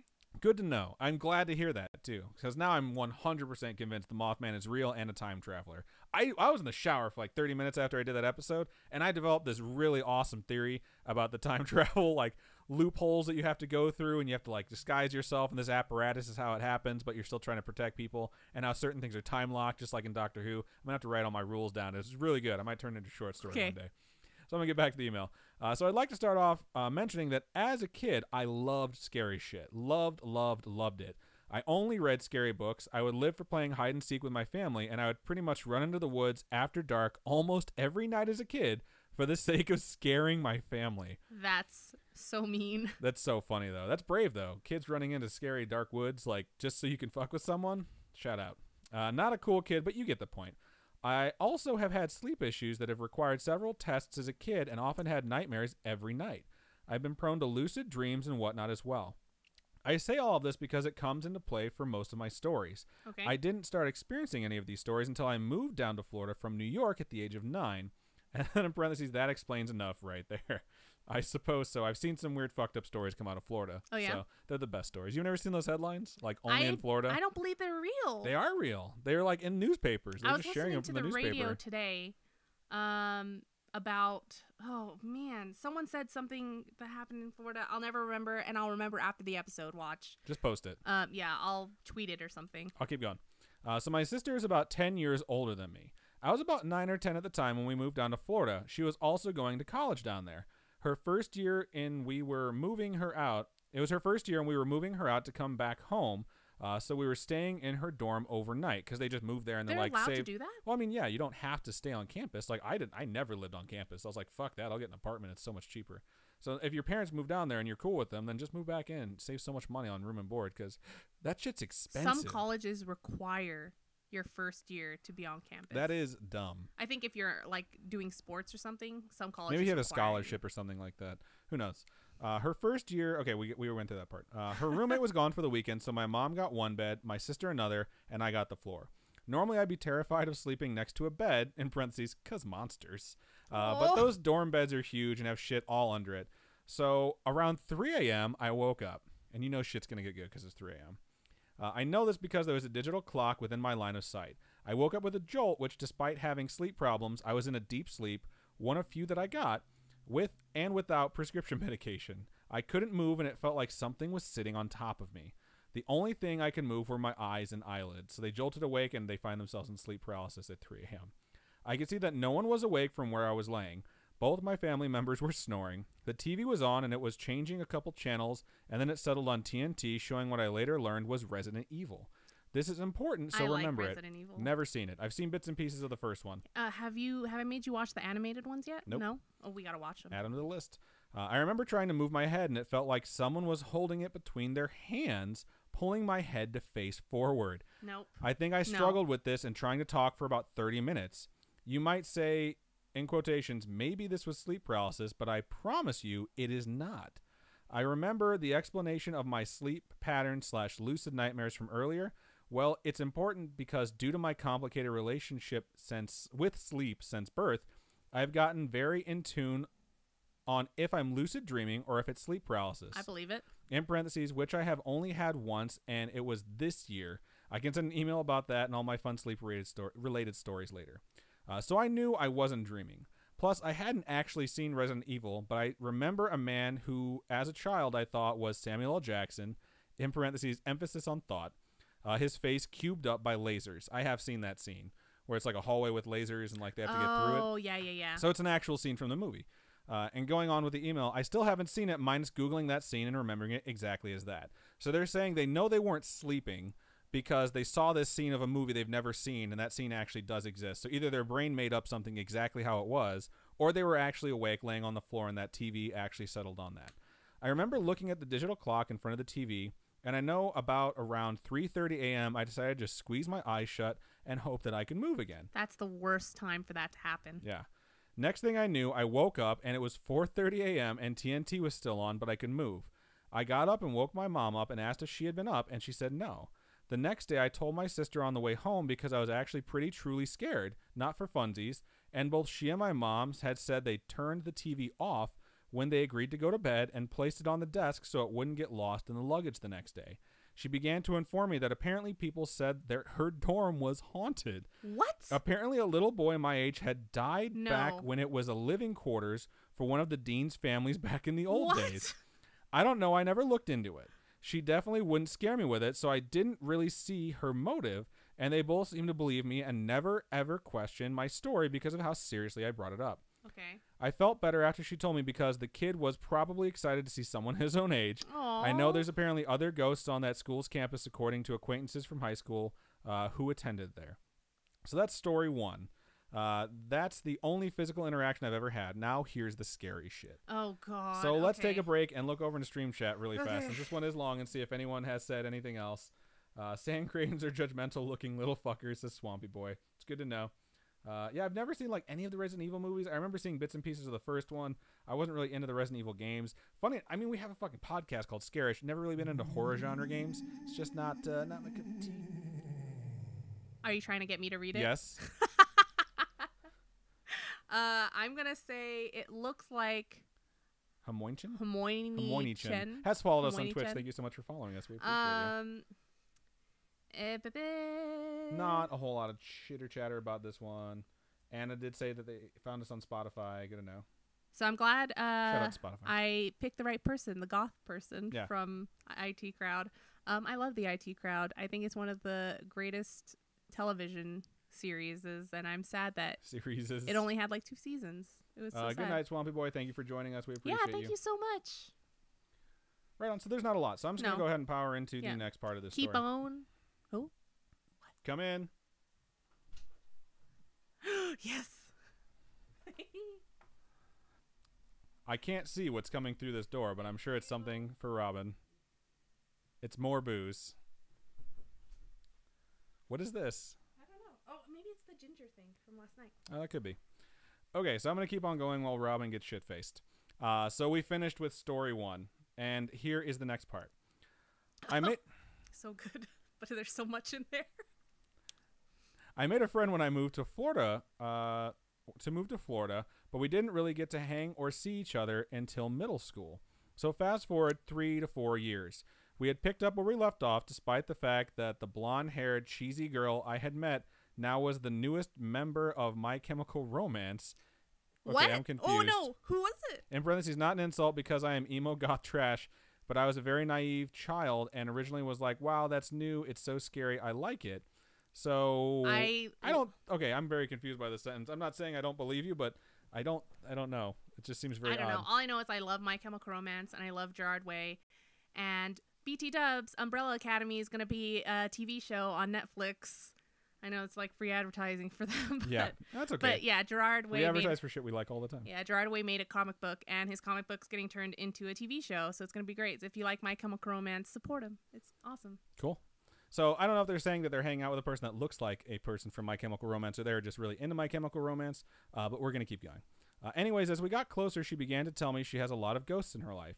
Her mom's house had a nasty spirit. Her grandmother still haunted her grandfather's house, which she later moved into, and her dad's house had a negative or demonic spirit. Most of the bad stuff, she said later on in life, was probably because she was given tarot cards and a witch's Bible that were used and uncleansed from a neighbor who moved away shortly after bestowing these gifts on her. That's an asshole neighbor to just be like, here, enjoy these cursed items. Yeah. Here's a button. You're cursed. What's that from? Drag Me to Hell. Oh, I haven't seen it. So cool. Good spoilers. Her dad was estranged from his family because he was the only Christian in a family of practicing pagans, Wiccans, and some witches. Some dabbled in darker things as well, but while he was Christian and eventually estranged, my friend remembered interacting and visiting them in her younger days and knew about it well. This woman, in my theory, probably gifted these things to her father because he was a grade A verbally abusive asshole, and he rubbed everyone he met the wrong way. He probably gave her the gifts because he had no use for them. I guess he wasn't anti-pagan, but he just didn't practice it himself. I don't know. Men are a mystery. They are. We can be assholes sometimes, I think women are also mysterious. This is true. Everyone's mysterious in their own way. Some people aren't. Some people are just plain. They're just plain, and that's fine. Oh. Some people don't have mystery or secrets or anything like that. Some people just are. I feel like being plain is the mystery. Is it? Yeah. Is it really? Well, because you think they're plain, and then deep down they have secrets that they haven't told you. And that's what I'm saying. Some people don't have those deep down secrets. Some people just live mundane, boring lives, and they're happy with it. And I don't think there's anything wrong with that. I'm squinting my eyes, like just glaring, and I feel like because I'm Asian, they just look that way naturally. Yeah, I can't tell the difference. Okay, go. Anyway, she was plagued by negative energies and various forms of taunts all through middle and most of high school. It affected her in all the prime spirit ways, being a pubescent, and in parentheses, depression and everything that follows. Not going to go into it because that's her business. But then when we reconnected, I often became witness to some of the things she went through. At her father's house, things would randomly turn on when I visited or when we talk about more recent activity. She'd send me texts and videos of scratches forming on her. What? And sometimes when I hung out there, I'd watch them form on her back when we were just sitting watching TV. Does she feel it? I'm sure she does. Like, I've seen videos. I remember one, I can't remember which program it was. I think it was Sightings on Fox back in the day of some like family that was haunted by a little girl's spirit, and it didn't like the dad. And like while they were interviewing him, he's just sitting there. Was it like the house, like a really small house? Yeah. And they had like a really narrow. Please be careful, drunkie. There's way too much expensive equipment to be doused in these drinks that are all right here. They had like a really narrow staircase that went up, and their kitchen was like a galley type kitchen. I don't remember. And the dad was the one that they lifted up his shirt, and you saw the scratches appear on his back. I don't remember the galley-like kitchen, but I do remember the dad like being interviewed and being like, "She just shot through my chest," and he lifted his shirt, and you saw the scratches form, and then the welts form, and then the welts started bleeding. And it was all real-time footage. I was like, this is some fucked up shit. I got to cover that one of these days. I don't remember where it was, though. But okay. You got to just probably watch a lot of old TV. I'll find it one way or the other. Okay, so that's what's happening when they're hanging out. Everyone always asks, why don't they just leave? But at least from secondhand experiences, it was never as consistent as dramatizations make it seem, at least for her. One night, we were walking from her mom's house to mine, as it was about a 15-minute walk, and she mentioned how things were starting to get worse after being calm for about a year. As she was describing it, we heard the sound of someone running up on us and a short, loud, guttural growl, like someone running up behind to scare us, or like a large animal growling when running up behind us. We screamed and moved out of the way and turned around, and nothing was there.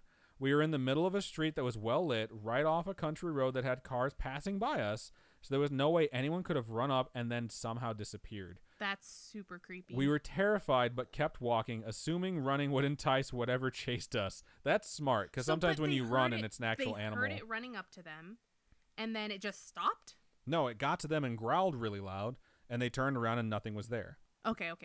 So it never stayed or came into my house, and as I never directly talked to whatever it was, this was probably the scariest thing. And then the next thing says, last one, I promise. 10th grade, I befriended my friend's partner at the time. We had talked on and off about the paranormal, and my friend mentioned their house was haunted. Obviously, I was interested in hearing. It wasn't anything malicious, and they never fucked with the ghosts, but there were often shadow figures and noises, and my friend's mom's plethora of Christmas and other holiday decorations would randomly turn on, despite being unplugged. No, if it's unplugged, that's a demon. Yeah. During winter break, we both had nothing to do on New Year's Eve, so I decided to come over and hang out and play video games. I specifically told my friend to make sure the giant animatronic Santa was put away before then because I remembered our conversation. So a couple hours passed and we were chilling, and I think we brought up the ghosts again for some reason, and about how nothing happens that much. Getting choked up. No, I'm not. It's just some things here or there, and it's nothing out of a TV show. It was very much like I had been experiencing so far that night, nothing. But I was so busy paying attention to what my friend was saying that I didn't register that at first that someone had growled or hummed right next to my friend's shoulder, other side of them farthest from me. After about 2 minutes, after 2 minutes after we stopped talking, I looked at them and said, "Wait, did something make a noise while we were talking?" And they went, "Oh yeah, I figured you didn't notice since you didn't say anything. That happens sometimes." Yeah. That's super fucking creepy. Also attached a picture of my Omen baby. I hope you love him. His name is Dooney, and he's an asshole, but I love him. Everyone always says their pets are assholes. Pets have personalities, and sometimes they can be assholes just like human beings. I just think Nemaria is the only asshole. No, Arya can be an asshole, too. Oh, Arya, our cat, loves us, but Arya does not always like anyone else. I can't believe she's so Arya smacked my Aunt Marie. Yeah. She's so mean. She didn't pop claws, though, which I'm happy to hear, because I would be so upset if she did. Well, she slapped my face before. You earned it. Hurt so bad. She put her face in her face, and Arya raised her paw, and me out, which is cat for, don't fucking do it. And I sat there and watched him she's going to hit you. And then she leaned her face as far as she could to Arya's face, and she popped her 3 times, just whap, whap, whap. And then she ran away, and she looked at me, and she goes, "She hit so hard." It's like she has these little needle arms. She doesn't pop her claws, but she slaps you so hard and so fast, and it's like these little needles hitting your face. It is the most satisfying sound I've ever heard in my life. Shout out to Akasuna no Kairi 1013 who just subscribed on Twitch for the 4th month in a row. You guys that have been subscribing since we first started Twitch are absolutely incredible. We appreciate you so much. We really couldn't do all of this stuff without you guys. I'm going to finish this email off. All right. I will send you a separate email on all my fun sleep escapades because medication is truly a hell of a drug. Much love, Lex. And then at the bottom it says they, them pronouns. Bit late on that one. But that was really well written, very long, but there's a lot of stories in there, so we definitely appreciate that. Thank you so much. There's a lot of people who have had weird shit happen to them throughout their lives, and apparently they're all centered in Florida, and that might explain a lot of those headlines down there. So, right on. Let's take a quick break and look over into Stream Chat. In Twitch, Glitch asks what this is, and I don't know.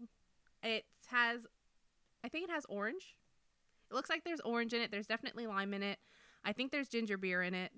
And we had some citrus vodka downstairs. I think maybe that's something in there. If Linda logged into Twitch, she could tell us. I don't think they know how to chat. Oh, okay. Yeah, that's why I don't think she joins in on the marbles. Oh, I see. Okay. Cool beans. There wasn't a lot said over there in a YouTube. Someone said, "Get it, Robin, woo!" And Anna says, "I'll punch that thing." That's funny. Yeah, it's really good. It was very strong, but very delicious. Girl Panic says, "Yeah, get crunk." Okay. So you're not going to read your stream chat, so I'm just going to read your stream chat. That's it. Glitch says, "I love Sam Raimi movies. Army of Darkness is the best. I really liked Ash versus the Evil Dead, and I'm sorry that it got canceled." But Linda Diaz says, "I can chat." So we were decorating for Christmas. If you guys are on Discord, I posted a picture of our tree because we finally finished getting our tree up. And while we were doing that, we had to take out the pictures as well. So someone requested a while back that baby pictures. There'd be a baby picture of me found, and she was dedicated to finding a baby picture. So after this, we will post it in Discord because I don't think we actually have the ability to post it in chat. So what is in the drink is the question being asked to my mom. So let us know how drunk Robin's going to be because she has another email to read now. So Aww, I love when everyone says hi to Linda. Right. It's like me too. Super cute. Okay. Yeah, so let us know what's in it because it's delicious. It's super delicious. Whenever Aunt Ree's out, though, she always makes delicious drinks. This is true. So she has a drink that was renamed Smarties that supposedly tastes just like Smarties. It was originally called Around the World. That's right. And it has that red, white, and blue Smirnoff vodka in it. So we had a bunch of that shit floating around our house. We still have that in the freezer if you want to use it. We have a lot of alcohol. Freezer. We don't really drink that much anymore, so it just kind of stays and collects dust. Which is why I've barely drunk anything tonight. And she's just fucking hammered. I'm not hammered. I'll be fine tomorrow morning. I have finals tomorrow. Yeah. Tomorrow's finals day for her, so this it'll is gonna be get really fine. Interesting. Null finals. Null finals. Right on. I'll be fine. This will be fun. All right. Okay. So I'm going to go into my next email here, and it's titled "Guardian Angel." So I think that's pretty indicative of what it's going to be. It could be. It could just be about nothing involving a guardian angel, and it's just a really clever subject. Trolling. Yeah, just a solid troll. I choked on my own spit. Sorry. It goes, "Hey, Adam and Robin." Hello. Hello. My name's Alexis, and I would just like to start off by saying that I love your podcast so much, and it's the only one that I can really find myself sitting through and finishing. That's nice to know. That's very nice. That's very flattering. There's a lot of times I'm like, how does anyone listen to our tangents and our bullshit? But apparently people enjoy it. A lot of reviews on iTunes say the tangents are the best part. That's true. That is very true. Also, guys, go ahead and go over to iTunes and drop us a rating or a review because those really do help out. Pretty please on 5 stars. Yes. There was a review left recently that was so absolutely heartfelt. Yeah, and I had a really bad day, and I saw that review that day, and I was like, this is making me choke up a little bit. It's one of the nicest things I've ever read. It was so ridiculously nice. And when we have bad days, when it concerns work, school, whatever, and we see those, it makes us feel like we're doing something worth doing. Exactly. So it's kind of cool. It makes us want to it makes me yell at my computer to make stuff work because we have to record this. We can't skip an episode. Also, I don't mind if you share this story on the podcast. Thank you. I'm just. Was that a burp or a hiccup? It was a burp. Stop it. Okay, so why are you shaming me? I'm not shaming you. They all heard it. They're watching. They're listening. So I'm just gonna jump right in. I'm a college student starting my 2nd year. You'll get through it. You will do it. Keep going. I've been going to school for 10 years. You can do it. I went to school for a very long time as well, but I got through. So I'm starting my 2nd year, and it's the first time that I'm actually on my own, considering I was in the dorms my first year. What are the odds? What are the odds? What are the oods? It's safe to say that it's a lot to take in and adjust to with me having my own apartment and getting the hang of the juggling act that is school, work, and expenses. It's very difficult. And when I first moved out on my own, I knew I was like, how am I going to afford rent and food? And I was so naive, like, I'll be able to afford this $36,000 car on my $36,000 salary. Yeah, that's just not how bills work. It really isn't. I was such an idiot. Anyway, this last week was one for the books. I had 2 midterms back to back on Friday and a lab exam on Wednesday, so I was already stressed. On Monday, I was getting ready for my biostats lecture to start when I received a call from my mother saying that my grandfather was in the hospital. Later that day, I was in the library studying chemistry with a friend because that was one of the midterms that we had on Friday and I could not think straight. I had the worries of both biostats and chem on Friday, a chem lab exam on Wednesday, and I had just received news that my grandfather was in the hospital. This is a lot to deal with at once. Yeah, it is a lot of stress due to an infection that he had that had reached his bloodstream. That's when shit gets real. That's really bad. Having watched so many medical shows lately, it's like that infection's... Robin's an expert now. She can tell you exactly what needs to be done for this. That infection's gone to your bloodstream, it's like the world's ending. My mind was moving a million miles a second, and I had to excuse myself to the bathroom because I started to have an anxiety attack and was trying my absolute best to calm myself down before I had a full-blown panic attack. That night, I had to call in to my work for the night because there was no way I was going to be able to go in with such anxiety. I would like to do a quick side story here. I was working full-time and going to school full-time when my grandmother got sick on my dad's side. And she did eventually pass away. So I completely empathize with this story, and I understand that. And I hope your story is going to continue in a different aspect than mine. I won't say where I worked at the time, but I will say that my grandmother passed away, and I called them to let them know when the funeral arrangements were. And I had been, going to work and working every day and then going to see her. And I told them, like, hey, this is the day the funeral is going to be. So you get 3 days grievance leave. And I told them, like, it's going to be Wednesday, this is happening, then this is happening Thursday, and then she's going to get buried on Friday. She was being cremated. So it was wake, cremation, and then funeral. And so the day of the wake, they called me when my shift was supposed to start and said, like, hey, just so you know, because the wake and the funeral aren't on back-to-back days, we're only giving you 1 day of grievance leave. So we need you to pick which day you're not going to be here. And since you're already not here, it should probably just be today. And I told them, like, I don't care, like, what your rules are because you clearly just made them up, and I'm pretty sure it's illegal to only give someone 1 day of grievance leave. But I'm going to be here for Wednesday, Thursday, Friday, and I'll see you on Monday.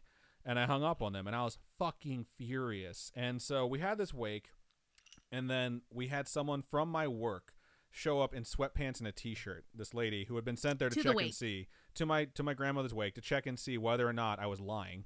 And she came in, and she came in and saw me. She's like, I'm really sorry for your loss. And then she left. And I was like, she was clearly here just to see whether or not there was an actual fucking wake. And I was fucking so pissed. So then Thursday we had the family time and the cremation happened. And then Friday we had the funeral, so we buried her. And then I went in on Monday, and they brought me into the office, and it was like my boss and her boss, and they sat me down, and they're like, so we need to talk about this. And I was like, what do we need to talk about? And they're like, well, because you didn't show up, it's technically 2 instances of no call, no show. I was like, well, I did call, so that's not true. And they said, like, well, we're just going to give you a write-up. And I said, oh, no, you don't even have to worry about that. Like, I'm putting in my notice. And they're like, are you serious? I was like, I cannot fucking believe how horrible of people you are right now. Like, there's no reason for me to work here anymore. And I was like, it's not even a 2-week notice. It's a 1-week notice. You guys can figure it out. And they didn't know what they were going to do because we had a team of like 12 people, and my pipeline was a third of the team's pipeline. Because that's how much shit I did. Pipeline is their workload. Yeah, and I had so many vendors that I was working at the time, and I was so fucking pissed that they would do that to me and send someone to my family's wake just to see if I was lying or not. Like, I would make up that my grandmother passed away. I was so pissed. I'm obviously still pissed about it. And that's when I say, like, it's your life. Do what you need to do. Like, yeah, I was in college, and I needed money because I moved out on my own. And I've been on my own for like 2 years, and I was like, fuck this, I'll find another job. Like, you can take this job and shove it up your ass. I was fucking furious. The anger is still there. Then I quit, and then like a month later, the company got sold, and they cut like 90% of that staff. Wow. And all the people that treated me like shit, they all got the fucking axe because they deserved it, because that's what fucking karma is. So yeah, that's my fun story about being 21 and working in corporate America with a bunch of assholes who think they can just change the rules and treat you like garbage. So I walked out on that job, and I went and I found another job. So fun stuff. Robin's trying to chug her drink right now before she has to start reading again. I was just trying to get the last bit. If she gets a refill, I better get a drink because I totally requested one in the chat. So I want to make sure if another refill comes up, there's one for me. So Tuesday came around, and it was a stressful blur. When I got home from work, I was exhausted, overwhelmed, and sick, so I immediately went to bed. At first, I struggled to go to sleep because I was so nervous for my lab exam the next day, and my whole body was in overdrive, leading me to fall asleep with a heavy feeling in my stomach and my heart slightly fluttering. That night, at around 4 or 5 in the morning, I had an anxiety attack in my sleep. I woke up the first time with my whole body tense and shaking, my jaw clenched, heart racing, and I couldn't breathe. It was like my whole chest was constricting. I kept going in and out of consciousness, like my body was trying to force itself to go back to sleep, but it just couldn't. I would black out and then wake up with my breathing becoming a lot more fast-paced, and my heart feeling like it was going to burst from my chest. I could feel myself starting to hyperventilate and going to a panic attack when I blacked out again. This sounds like the worst. It sounds like a horrible panic attack while you're trying to like wake up, but your body keeps trying to put you back to sleep, which has got to be even more stressful because you feel like you're dying and then you feel like you're passing the fuck out. Right. And it's weird because like how the mind and body works, you never know. It's just it works in mysterious ways. It's crazy. Next thing I know, I'm sitting on the floor of a completely black room facing a wall that was part of a hallway. So I sat next to the entrance, but instead of facing down the hall, I was facing the wall where it started. I was shaking and sobbing, and I was sitting there immediately expecting my grandmother to walk out from the hall. But because I was aware of the fact that I was somewhat asleep, I wasn't actually thinking I would see her. It's like I wasn't completely asleep, but I wasn't conscious. I was in that weird in-between state. And for some backstory, I lost my grandmother, who was like my mother growing up, when I was 16, and I am currently 18, getting ready to turn 19. So of course I was yearning to see her, but I wasn't letting myself get my hopes up. However, a few seconds later, my grandmother turns the corner and emerges from the hall. That's crazy. Yeah. This is getting really intense. I was in such disbelief that I jumped up from my spot on the floor and stood there staring at her. The next part is something that still blows my mind. Everything that happened from here on out, I physically felt. She pulled me into her by my arm and proceeds to hold me while I sobbed into her shoulder. Aww. I know personally, when I dream, I don't feel it. Like I've been That's tossed. Like one of the things they tell you to do, like pinch yourself in your dream and you won't feel it and then you'll know you're sleeping. I've been tossed from a car in my dream, never felt it, like landed in water and stuff. I've never felt it. So the fact that you could feel this dream is crazy. Super intense. She sobbed into her shoulder. Even in my We'll just skip over the super emotional moment, blah, blah, no, blah, blah, blah. I'm trying to catch up to my spot. Even in my semi-conscious state, I know for a fact that I felt her touch and her holding me. After a few seconds of me crying in her arms, I blacked out again, and I calmed down from my anxiety attack and fell back asleep. Sorry. That night was the first time that I've seen my grandmother since she passed away 2 years ago, and I don't think anyone else in my family has seen her at all. The next morning, I called my mother to tell her what happened, and she started crying, saying that she knew no matter what, that my grandmother will always be one of our guardian angels. I want to thank you guys for taking the time to read my story. I love you guys on the podcast and hope you have a good rest of your week. And I thank you so much, Alexis. We really appreciate you sending that. It's a really, really good story. Yeah. I love the idea of guardian angels, and like even if it's something where someone can rationalize it away, like you clearly had a dream. It's like, yeah, you had a dream that was so vivid and intense that it stopped your panic attack. It's like, so say what you want and call it what you will, but like that is super intense and that's super, super powerful. So thank you so much for sending that. All right, so we're gonna go back. You don't have any thoughts on guardian angels, or you just want to jump straight to Twitch chat? I don't know if my family has any. I know my mom likes to make fun of my dad because anytime she does anything mean to my dad, something bad happens to her, and she's just like, "That's hilarious." She's like, "It's your dad's parents like torturing me or something." That's funny. So yeah, so my mom thinks that my dad's protected by his parents, which is hilarious and very sweet. I actually really like that story. Yeah. Yeah. But yeah, so I mean, I don't think my family really has. I mean, my mom's parents are still alive. Yeah, you have. I mean, you haven't been to a lot of like funerals or anything like that. We've talked about that before. So it's a little different for me. I've always thought my grandfather on my dad's side was my guardian angel. I used to have the cross that was in his coffin. They give it away at the end of the ceremony. Yeah. Don't say give it away, give it away, give it away now. How did you know? Because I saw your mouth start to move. And even though it's like a touching story, you're like, let me toss in a Red Hot Chili Peppers reference really fast. Shout out to Red Hot Chili Peppers. Hit me up, Flea. But yeah, I used to have his cross over my bed because I used to have nightmares and I used to have sleep paralysis and night terrors and all that shit. And a lot of it just started going away after I did that. And it like I got to a point in my life where no matter where I went, I always took the cross with me and I put it over my bed. Yeah. And at some point I was just like, you know what? I'm okay now. And I gave it to someone else who needed it in my family. Really? Because they were having a hard time. And I'm like, this really worked for me. Like, and I want you to take this because I hope it works for you too. So yeah. That's awesome. Cool. So let's take a break and look over at Stream Chat. And oh, I got it. Cool. Sounds like refill time. For Adam. Thank you so much. You're welcome. All right. I now have alcohol to finish the show with. Thank you, Aunt Ree. And we're going to do marbles on stream after this. So if anyone over in YouTube would like to participate, you will need to switch over to Twitch because Twitch is the only way that you can actually jump into marbles on stream. But we're going to go ahead and read the rest of this stream chat over here. Okay. Shout out to ASDF. ASFD says, yo, what's up, guys? What up? Let's see. Glitch says best pod ever. Good to know. Chessie Cat says, "Oh, the cat's crying now." I just heard the cat. When Chessie Cat says, "When my grandpa died, I only got one unpaid day." That's fucked up. That's super fucked up. I have so many thoughts on like how labor laws are in this country and how employees are treated that I will not share, but I will say like you need to take care of people, especially when they go through shit like that. And it makes me so fucking mad when they try and say like, this is how many days we're allowing you to grieve. Also, we're not paying you. Yeah. That's when it's like, you know what? Go fuck yourself. I hate that shit so much.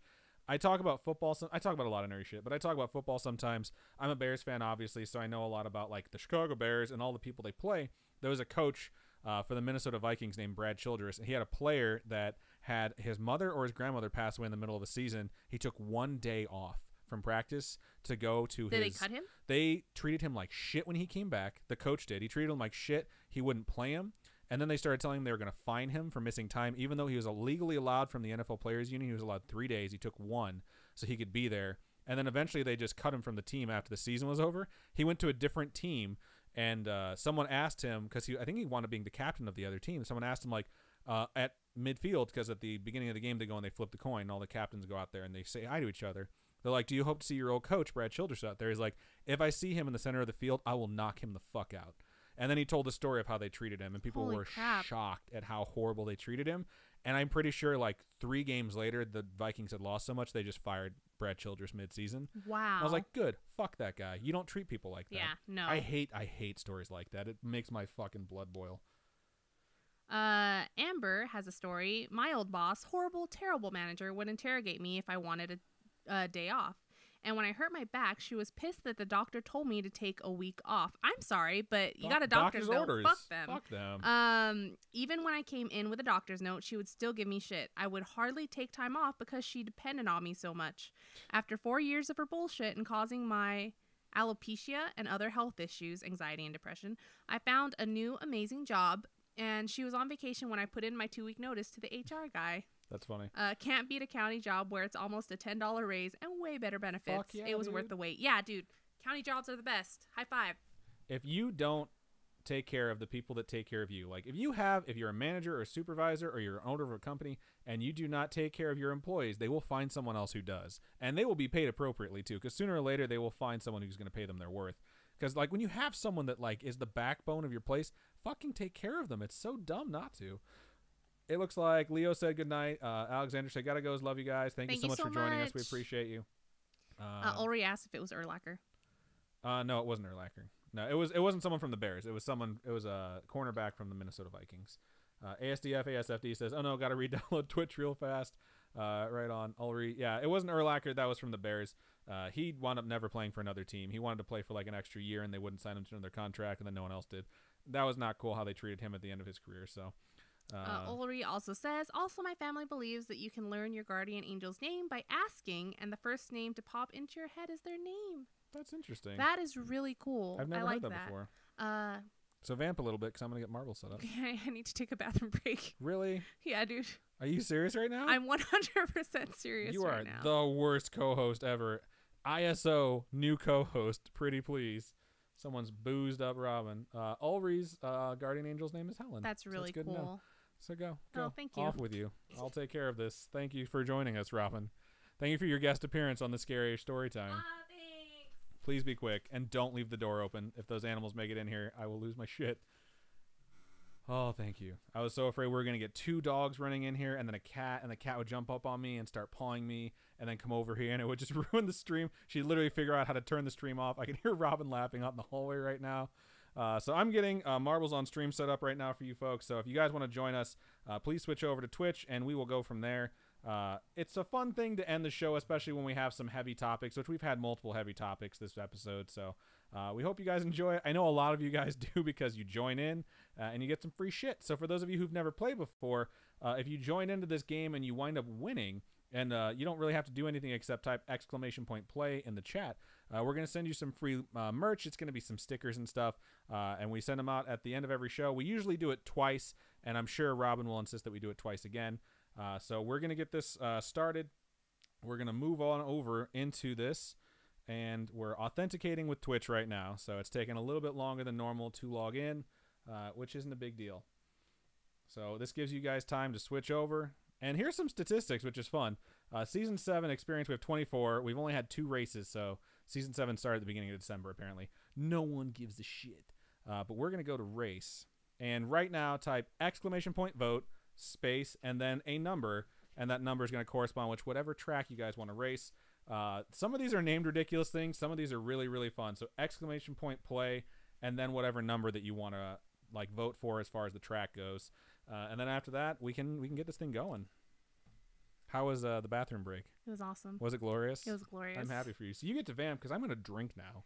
Oh, cool. Are you going to chug it? No, maybe. Chug it. We have no votes for tracks yet, ladies and gentlemen. Yeah.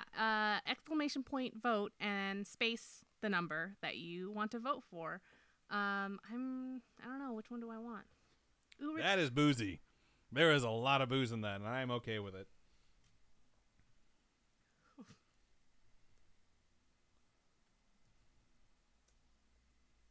Yeah. Cool. We got some votes coming in now. 6 votes total. There's a tie. Of course, there's a tie. I'm going to go ahead and vote as well. Budget. Oh, yeah? I mean, yeah. I voted. It's all fair. Hey, I can vote too. Don't judge me. Wait, did I type it wrong? Oh, no, I didn't. Welcome to Drunk Robin. Don't judge me. Okay. Oh my gosh, Logan typed #vote yeet.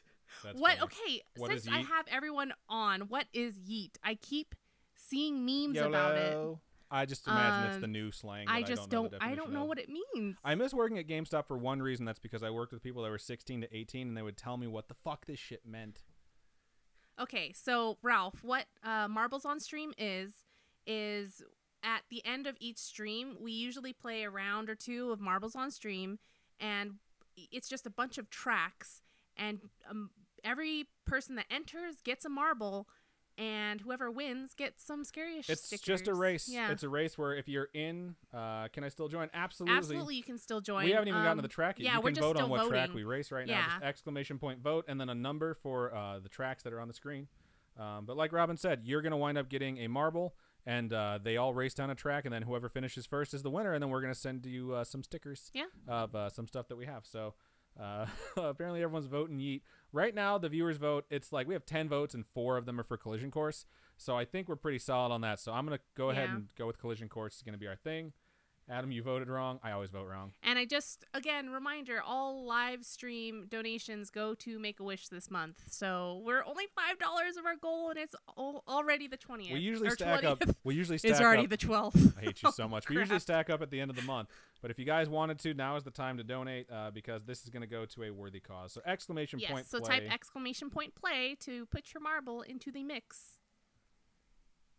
Robin and I do join mainly because it's, we're really competitive people. I just think it's really fun to have more marbles. It's really fun. Oh, we got 12 in so far, so anyone who hasn't played before, now is the time to type exclamation point play, and you will get a marble represented on the screen to see whether or not you can go ahead and win. And I'm going to see. Oh, so no, Ralph, exclamation point play, put it in. I mean, Beast put your Nerd marble. has joined. Yeah. Yep. So we have 15 people in right now. I'm going to give it about 10 more seconds, then I'm going to click start, and then there'll be a 10-second countdown. So if you haven't typed in exclamation point play yet, do so right meow. So right on. Right on. This one doesn't look like the normal thing where it's like Plinko at the beginning. This looks more like a funnel. So this will be fun. All right, you have 10 seconds from now to join in.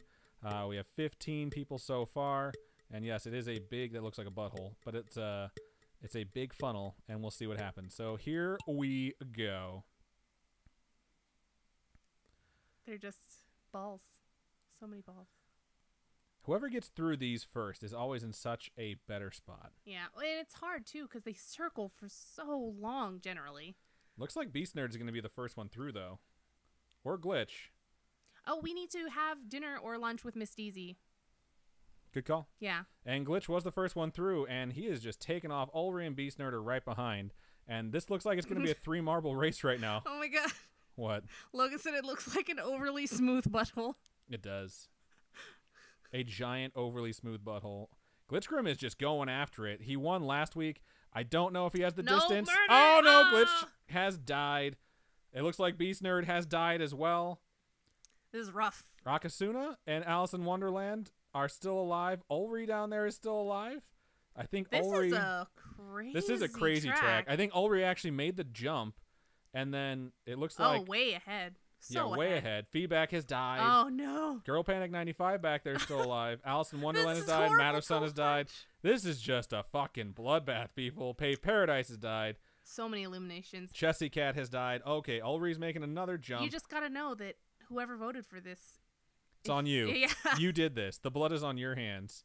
So there's only 7 people left. Ulri's like way ahead. Robin and I are both still left in this. Ulri is way ahead and has made it through that gauntlet because that thing looked vicious.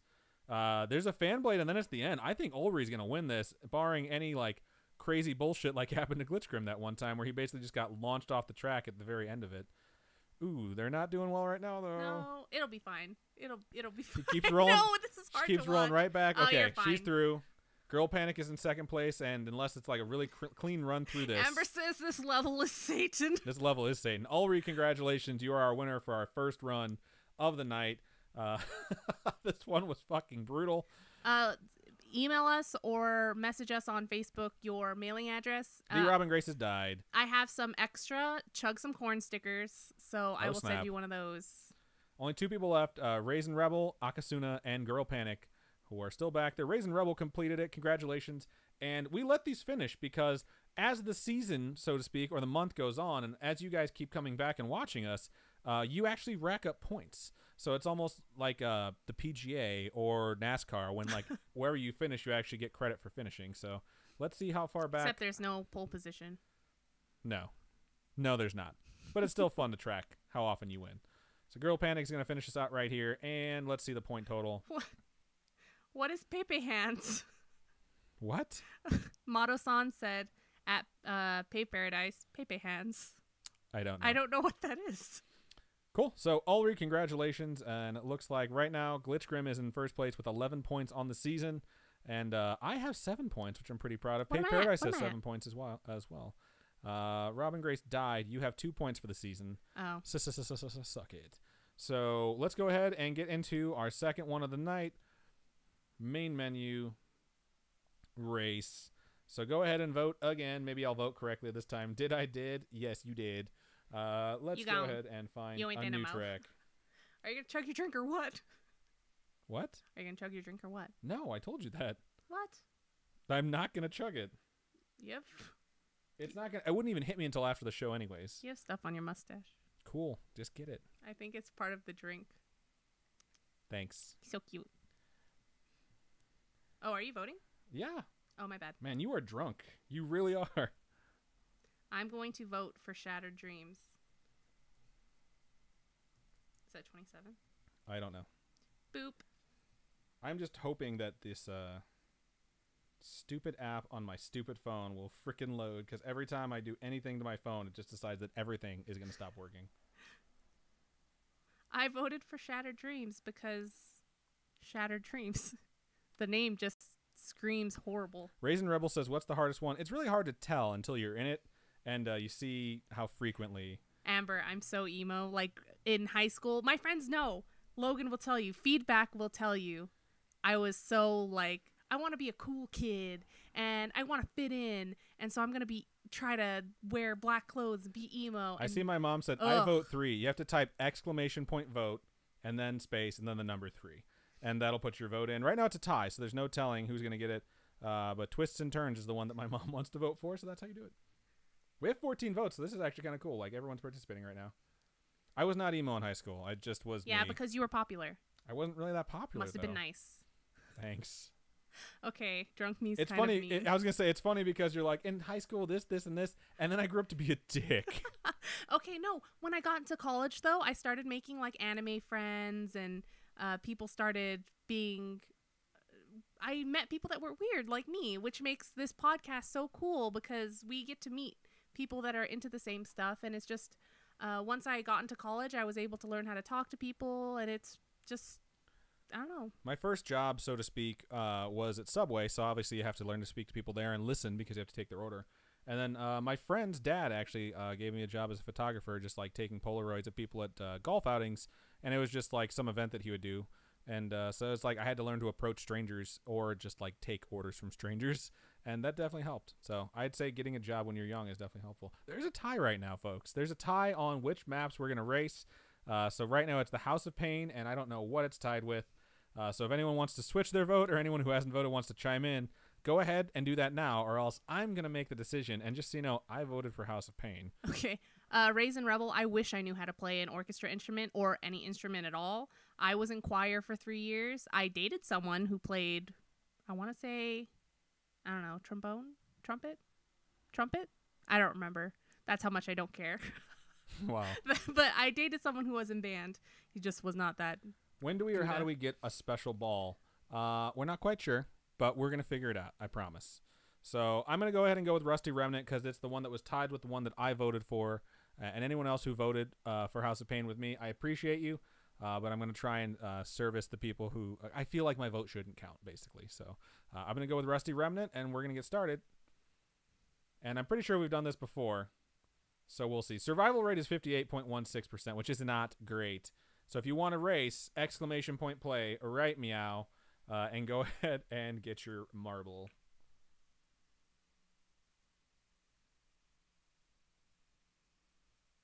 Boo, boo, boo, boo.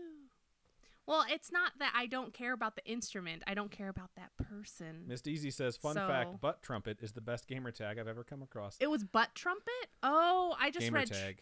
I just read trumpet. And so I was like, that's a weird gamer tag. I didn't read the button. Drunk Robin, ladies and gentlemen. But yeah, so exclamation point play, everybody, so I can stop talking about my stupid relationships. Wow. We only have 14 people. We had 15 people last time, so I think we're missing one. So I'll wait just a little while before I click start. Linda, press exclamation point play. Did she already put it in? Actually, I don't have the list. We have 17 now. There we go, people. Nope, I don't see her on there. So, Mom, type exclamation point play in the chat right now to get your marble up there. She might not be paying attention. She might be getting a refill. We don't know. We do know that she voted for a track. We're going to wait just a little bit before we get started because I don't want to put the ticket clock on her. A drink is really good. Everyone's telling her, come on, join us.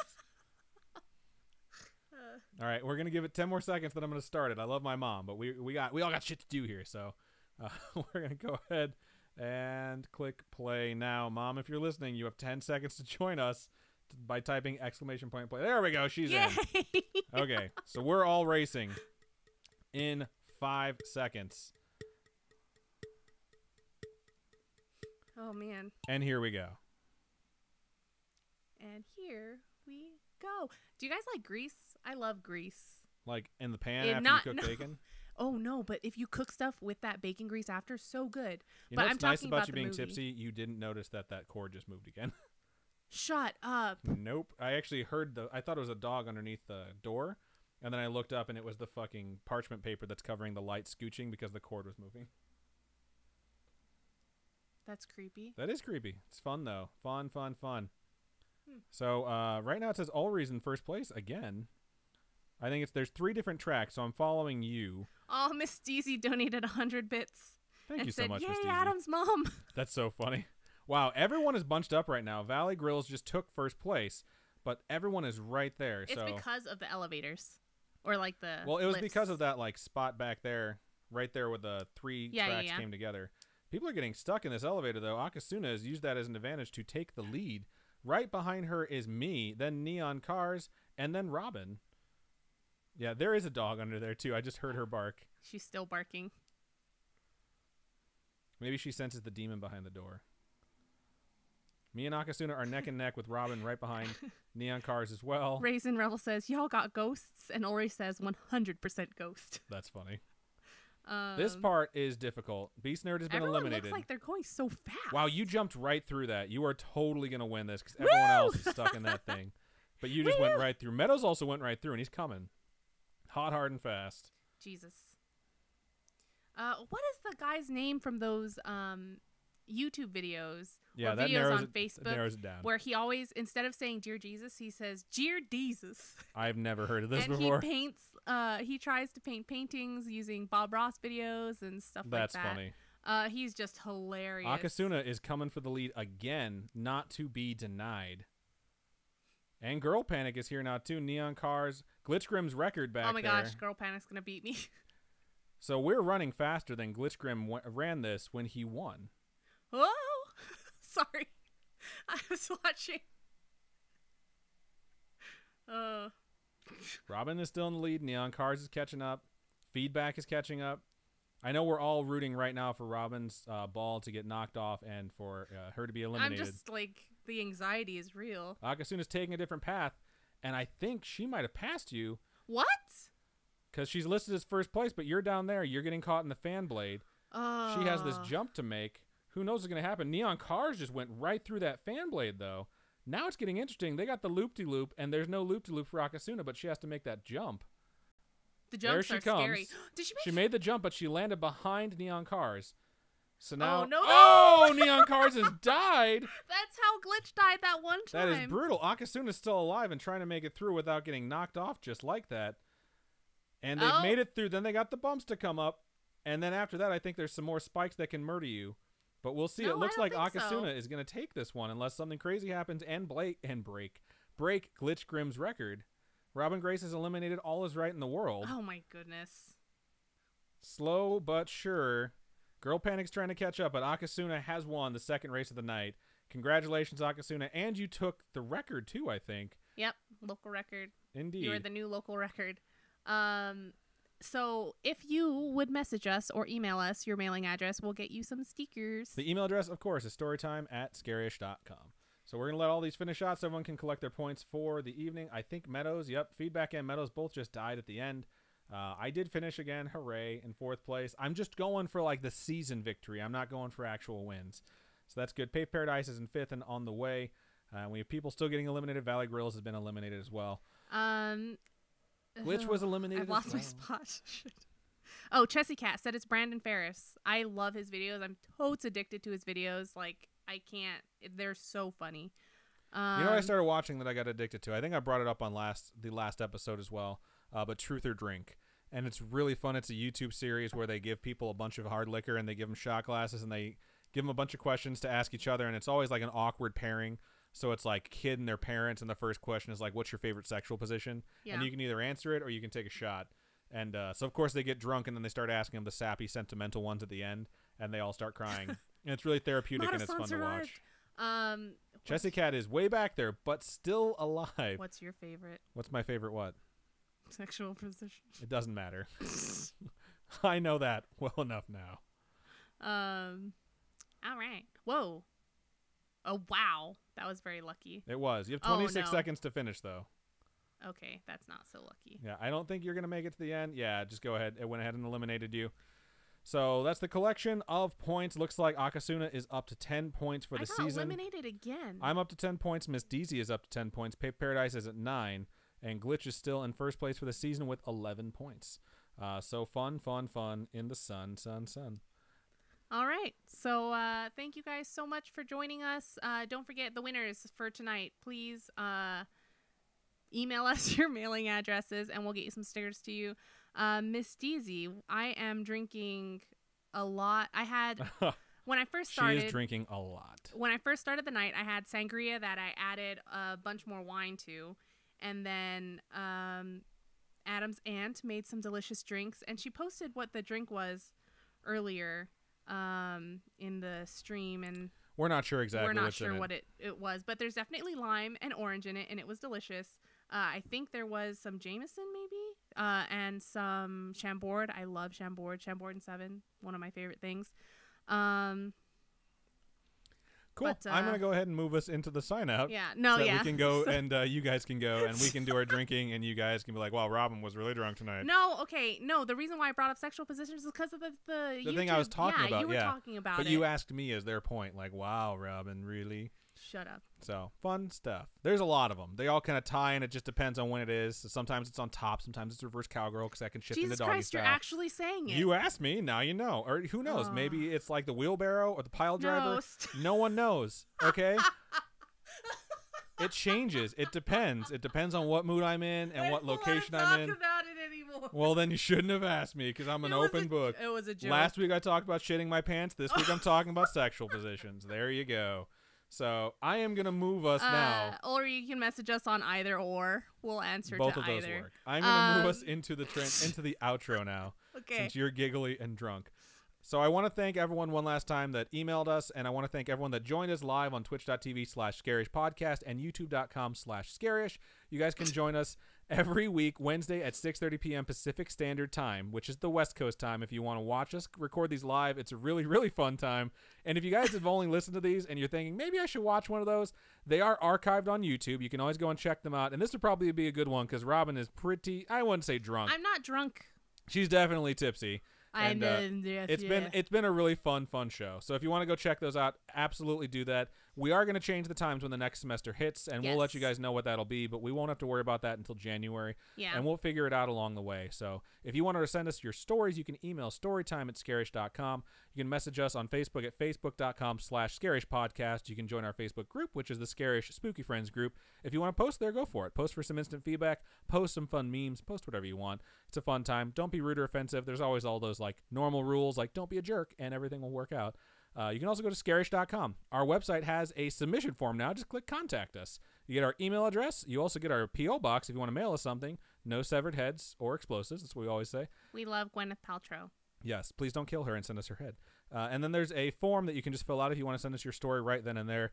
You can also message us on Instagram at Scarish Podcast or message us on Twitter at Scarish Pod. Robin, there's ways people can donate to us as well, isn't there? Yes, if you would like to go to patreon.com/Scarish Podcast, we do monthly donations there. We do.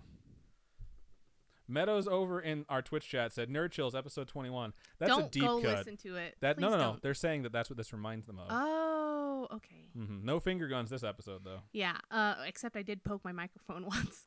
But go to patreon.com/Scarish Podcast. It's monthly donations. We do have tiers that do include physical merch. Like Adam just went out and mailed out all our badges for this season. This is true. And I made zipper pulls this time, so you can put it on your backpack or keychain or whatever. You can even put it on your fly on your pants if you want to be like really supportive. Because it is a zipper pull, and if you have a zipper there, like I say, go for it. Yeah, and this season I mailed those out with the Chug Some Corn stickers. I thought they were super duper cute. If you don't know what Chug Some Corn is, that's because you probably only listen. That is also a deep cut. It's a deep cut, except it's a deep cut from this show, from just some crazy conversations we've had during the live shows. So yeah, and we appreciate everything that you guys do because we couldn't be here without you, and it's so fun, and interacting with you guys and getting to know you guys is amazing.